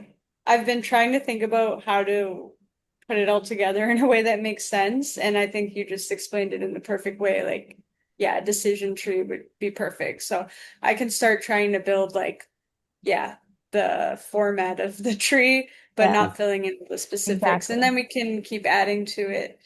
Yeah, I think that's a great idea. And I see too. how do you work emotion into that? You do I can add a branch. when like when we do quality improvement stuff in the hospital, like you work in sort of like value system as well, and that is like a sub branch of each decision, each decision point, and then you weigh out like, okay, my quality of life here matters in this way, but that quality of life piece over here matters more. So this is appealing from that in that topic. So Right. you can create as many sort of subcategories within a branch of like it can be cost, it can be value system, it can be emotion, it can be like Megan, you mentioned Sylvia, water rights, like so each one can have its own scoring system for each of those branches. Yeah. And removal is a forever decision. Exactly. Yeah, I just want to ask, this is the Kerr Street Dam, not CBD 1. So this is the one that goes under our road. My understanding is that, replacing the dam with a culvert is another solution, not just removing it, but, I guess that's removal, right? Is putting in a culvert. Well, the and then function that's has where the- changed. But Yes. then that's underneath. So Yeah. branch one is removal versus repair, and then under removal, then what do we do with that area? Do we just let it go? It's either a bridge or it's a Or- culvert. Exactly. There's a road there, right? We have to continue the roadway. But that's where the water rights issue comes in. I guess I'm wondering, it would be good to know what the every 6-month obligation looks like and what the cost of the town looks like, because that scares me just a little bit. And I'm also curious why if we were obliged to have an emergency action plan all these years for a low hazard dam, why we didn't have one. This isn't low hazard, it's significant hazard. Oh, it's significant hazard? Oh, but why didn't we have an EAP then? Because I think they're changing their requirements over the years. Oh, okay. Thank you. That makes sense. All right, Chris, you've had your hand up long enough. Yeah, sure. Yeah, I mean, I don't know if the report has a lot of pictures in it. Hopefully it does, but I have, spent a lot of time in and out of the water around there. So if there's, there's two parts of that whole structure. There's is two big pipes that go into a flume, and Right. then there's the big dam, there's the bridge over the river, basically, that's completely separate from that stuff up front, right? I will tell you the beavers are starting to enjoy the those two pipes as well. And they've been sort of reactivating the dam. But I think that the removal is that those two. I don't see how you could ever repair it because it's really just it's like a cave in almost. The dirt on top and the rocks on top have sort of caved in between the culvert and the bridge, if you will, the bridge part of it. So. I think if you wanted to repair those two culverts, you would actually have to take them out in order to repair that. I don't see how you could do it any other way, but when you crawl in there, it's almost like separated. So all that dirt and gravel that's on top is really just falling into the crack between the two. So the two flumes were put in there and then took advantage of the culvert under the road, I think. Yeah. They're part of the cranberry bog operation. Mark told me a bit about it, Yeah, but there it is. time. Yeah, this is where it's separating from the downstream side, and the stuff is just falling through. So, I think somebody tried to stuff sandbags or something up there, but that clearly, it's just not working. Failed. And then you Yeah. can see the beavers trying to block that up as well. What jurisdictionally, it's complex, right? In terms of who, like ownership, who gets involved, and also probably from a funding perspective. So I would say I'm thinking like if you removed the outlet control structure, I guess, and decommissioned the dam so it wasn't regulated by the state, then it would just be a bridge like every other culvert stream crossing that we have in town, which would probably be DPW jurisdiction, but it's still a town. It's all town costs, so it's all kind of the same. It just wouldn't be our direct problem anymore, but I'm sure we would still see like effects from it, since it relates to the bog. But if we remove the control structure, then ODS is out of the picture, and we can attack it as normal highway maintenance, if you will. So yes, that could be put as like a pro for a removal. So one of the cons, of course, is that because it is a dam, it got inspected. And if it hadn't been a dam, it wouldn't have been inspected. And so you see, don't they inspect bridges? I don't know what they do here. But Sylvia, I'm sure we can this. make sure we inspect it and keep an eye on it, even if ODS doesn't have to force our hand. We can be responsible without the state having to tell us to be good people. But if it wasn't a dam, it wouldn't necessarily have this structure, this infrastructure, right? So right, it wouldn't be failing in the certain way that it's failing now.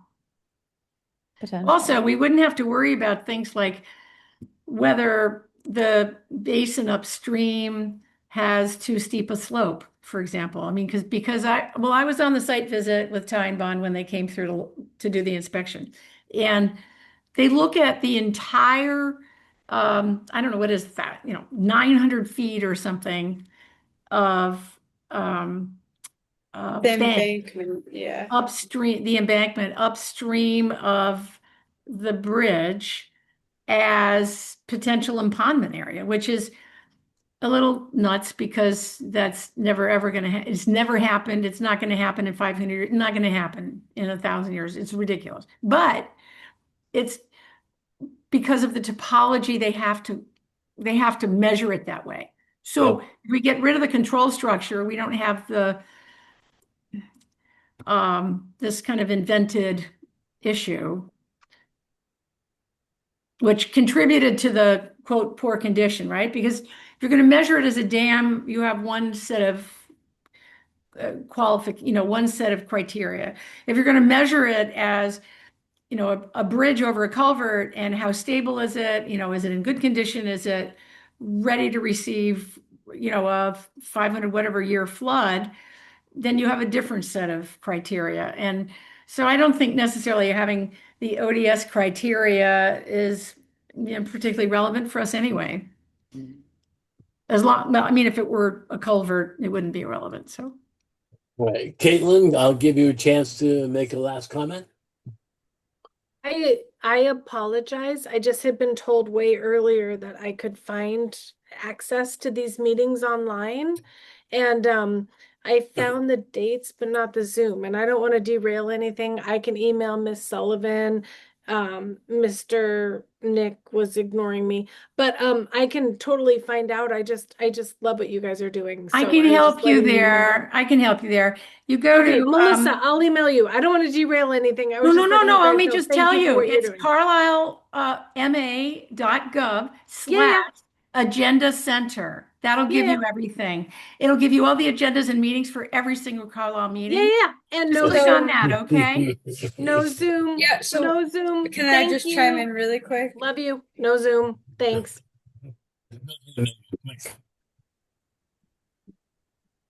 No? Oh, I thought you were going to say, look at the agenda and there's the link right there in an email. You click on that and you can see all of the agendas for everything that's happened in the last 5 years. 11 months. I think she dropped out, so if she Okay. sends me an email, I'll let her know. All right. I think she was having trouble finding the Well, I think page for all of Carlisle's agenda and meeting center. I think she thought that all of our agendas would already be posted, but they don't get posted until, a few days before or a week before. So I think that was maybe the problem as well. Yeah, but that's normal, right? Yeah.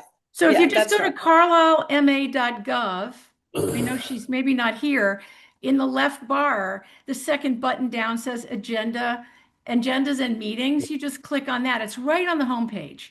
It's not hidden, not hard to find. It's like right in your face. Noel, send her the email you sent to everybody else, and it's one click, and there are all the agendas. All right. Okay. I think we're good with this. Yes, boy, are we good with this. We have some homework to do. I want people to read up on the documentation that's available. As far as a motion to do, I think this is informational. We need the CONSCOM to do their homework and come back prepared next meeting or whenever we want to address this next. Yes. Does that make sense, Megan?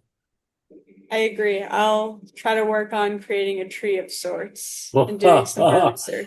Navneet will help you out. It might be really helpful to have a list of don't knows to pursue too. Yeah. Maybe I guess we can't collaborate because of open meeting law, but it would be nice to have some way to, maybe for you to track, Megan, all the, is this an issue? Is that an issue? Questions. Yeah, and all of you are welcome. Send me any emails of ideas you have or things you want me to explore in preparation, and I can get on it. How many years do you need for this? About 5. All right, moving on to item 10. And gosh, we're early for this one. Box Hill Long-Term Management Meeting number 1 scheduled for 24 June from 6:30. And this is a town hall. It's in person and Zoom. I think the point is that people need to be aware of this and check out the agenda and try to attend.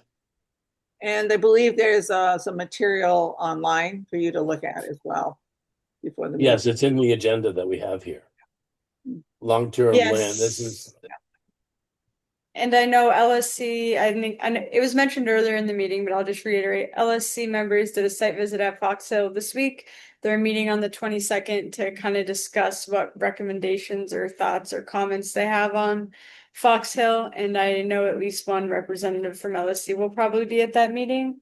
But it'll probably be helpful if a CONSCOM member is there, just to be there. But yeah, everyone's welcome, open to the public. And this is the first meeting of many. Yes, true. So I guess what was the comment I was going to make? None. Moving forward, let's pay some bills. We got a lot of bills this time of year, trying to close out the fiscal year. Do you want me to run through these as Sure, quickly as just run through possible? them real quick. Sure. So the first two bills are Granger and RD Fence, and they're both for Foss Farm Community Gardens, one for well parts, and the fencing one, as you can imagine, is for replacement of fencing. And then we have a bill from Weston and Sampson, which the CPA H&H study funds can be used to pay for. And this bill is for the automatic pressure transducers that were installed to record the water levels at the Cranberry Bog. We have a bill from BNC Associates, which was for the Greeno Knotweed wetland reflagging site visit. And we can use the encumbered FinCom money from the Greeno Knotweed project permitting. And similarly, Registry of Deeds costs for the OOC recording for the Knotweed project. You can use the same fund. And then we have two bills, one from Amazon and one from the Mosquito, which were used for the Conservationist of the Year award and frame. So that can be paid from the Conservation Gift Fund. Megan, can I chime in on that? Can I chime in? Yes, yeah. We have never had to pay that one before for The the notice in the paper. They've always run it as a press release. And I noticed it was huge this year, much bigger than usual. They asked me, and I said, run it exactly how you've run it every other year. That is what I said. Never had They to got pay. me. They got me And good. it's never been that big. Yeah. Got you really good, Megan. They saw you from a mile away. They knew I didn't know what to say. She said exactly what you did last year, and they're like, okay, $200. I'm just kidding. So okay, well now I know. I have to say they do a great job for us. So, but let's try to remember that for the future. And I'm glad we have Press a good releases, one. keyword. Got it. Lesson learned. Um, Two more. okay, so then the last two bills are for Concord Lumber and Carlisle Rubbish, and those can both be paid from the LSC repair and maintenance accounts. And I guess I'll just note the Concord Lumber bill is for the Cranberry Bog riser boards that Chris Spinney put into the box. So those are all of our bills. And at the next meeting, we'll probably have a lot more because, like I said, we're closing out this fiscal year. So I have to get them all approved at the next meeting, or else, I don't know, something bad will happen. So We're going to have a new Expect mower happens. on the list. So the mower, actually, I think it was yesterday, was selected. So Gretchen, the executive assistant for the select board, she's also a procurement officer. So since the commission approved of a cost up to for the mower, she did the procurement and reached out to 3 vendors, and through the procurement process selected a vendor, which is Rich and Clapper. So now I'm just coordinating with Jim from DPW of when to pick it up or get it delivered and things like that. And then Great. Trails Committee will coordinate with him on what trails to mow because they know better than I. And we all get lessons on how to drive it, right? Exactly. I move to approve the bills as outlined by Megan. Second. We'll take a roll call vote. Was Navneet, you trying to get to bed or something? Never Yeah. mind. Never mind. Aye. Navneet, Aye. Nick, Aye. Brian is not here. Melissa, Aye. Sylvia, Hi. and the chair votes aye. The motion passes. Thank you, Navneet. 2 more items. 1, plus an adjournment. Number 12, to approve the meeting minutes. So Sylvia, I presume you did the editing. I went Yes. through and looked at all the red lines. Yeah. And the biggest suggestion I had for inclusion, I can't seem to pull them up at the moment. I've lost connection to my printer, so I'm having trouble here. I believe in the discussion about the visiting the cranberry bog, the Greeno during the, oh, you got them there? Thanks, Miguel. Yeah. That during the discussion about visiting Greeno daily while the animals are there, that was Melissa that recommended saying regular instead of daily. Yeah. Was that? And that's in there, so we agree with you. I put that in there. And there was a few other things, little things as well, wherever. But I don't know if you all saw them or not, but am I correct, Melissa, that it was you that said that? Okay.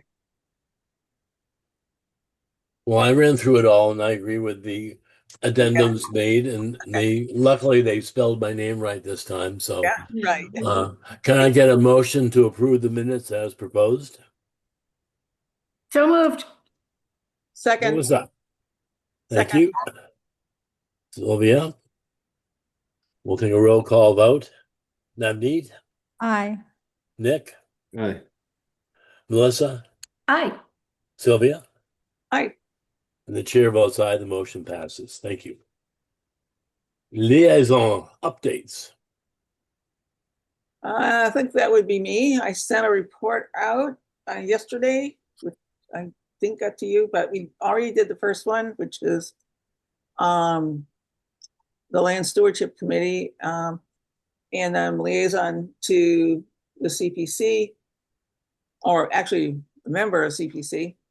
So I'm reporting to you that the RecCom, after town meeting, RecCom approached CPC about making some changes to what their plan was for the ball field down at Spalding that was approved last year. And they were about ready to do the construction, and some new information came in regarding the actual field itself as opposed to some of the side work.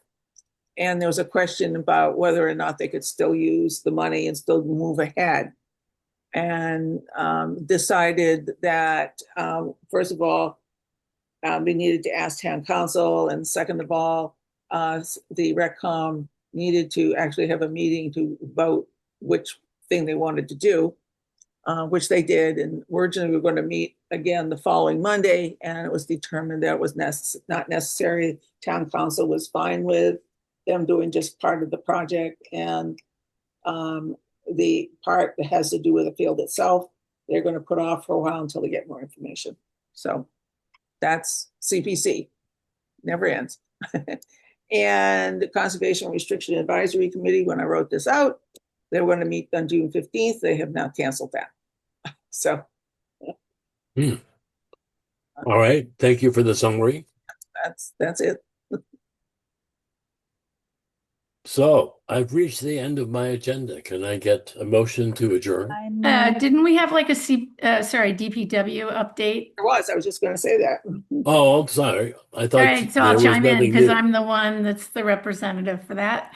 All right, Melissa. Nothing's happened since our last meeting because Ryan was negotiating with our first choice. But just for the record, we do have our first meeting with HKA scheduled for Tuesday morning next week at 9 a.m. And I'm sure that will be posted by our DPW Building Committee Chair, Travis Snell. Go ahead, Sylvia. I had a thought. We now have a lot of fencing that's sitting around doing nothing. That has nothing to do with DPW. Which topic are we on? I'm thinking we have a lot of construction projects, DPW being one of them. I'm wondering if the fencing could be used on some of the town projects that. I have no idea for DPW. I can't imagine, but who knows? But I thought the fencing, we had a solution for disposing of or donating the fencing already. The fencing that's already been removed is rolled up and at the community gardens right now. Right. Right. Yep. I think there's gonna be like plenty of fencing to go around. So I think it's fine if the gardeners want to use it. And I think I had reached out to AgCom as well to see if they were interested in it a while ago. I didn't hear anything, but I think that there'll be plenty of fencing for everyone. That's kind of my take. All right, so we can entrust you with the fencing dispersal project. Yes, I think so. Right now, like I said, right now it's at the community gardens. Which is Jonathan, feel free to Jonathan, have Jonathan's in gardeners control of use that. at their discretion. Thank you, Megan. Thank you for removing that from Woodward as well. I actually, this is silly of me, but I did go down one day and think, oh, I can just collect this myself. And then I couldn't. So thank you for grabbing that, Jonathan. Not a trivial task disposing of all that Yeah. stuff. It does Heavier require than a usual. trailer, and the stuff is ridiculously heavy. And so, Yeah. although I am in my prime of life and quite strong, I cannot lift them, and I have to like roll them up onto the trailer. That makes me feel better. Thank Yeah. you.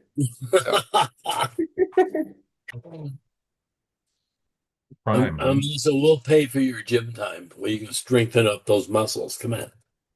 All right. Any other items that we'd like to discuss as part of the ConsCom? Other than motion to adjourn? I move to adjourn today's meeting. That sounds like Navneet. Can I get a second? Second. Don't all rush to it. Okay. Yeah. All right. We'll take a roll call vote. Nick. Aye. Navneet. Aye. Melissa. Aye. Sylvia. Aye. Chair votes aye.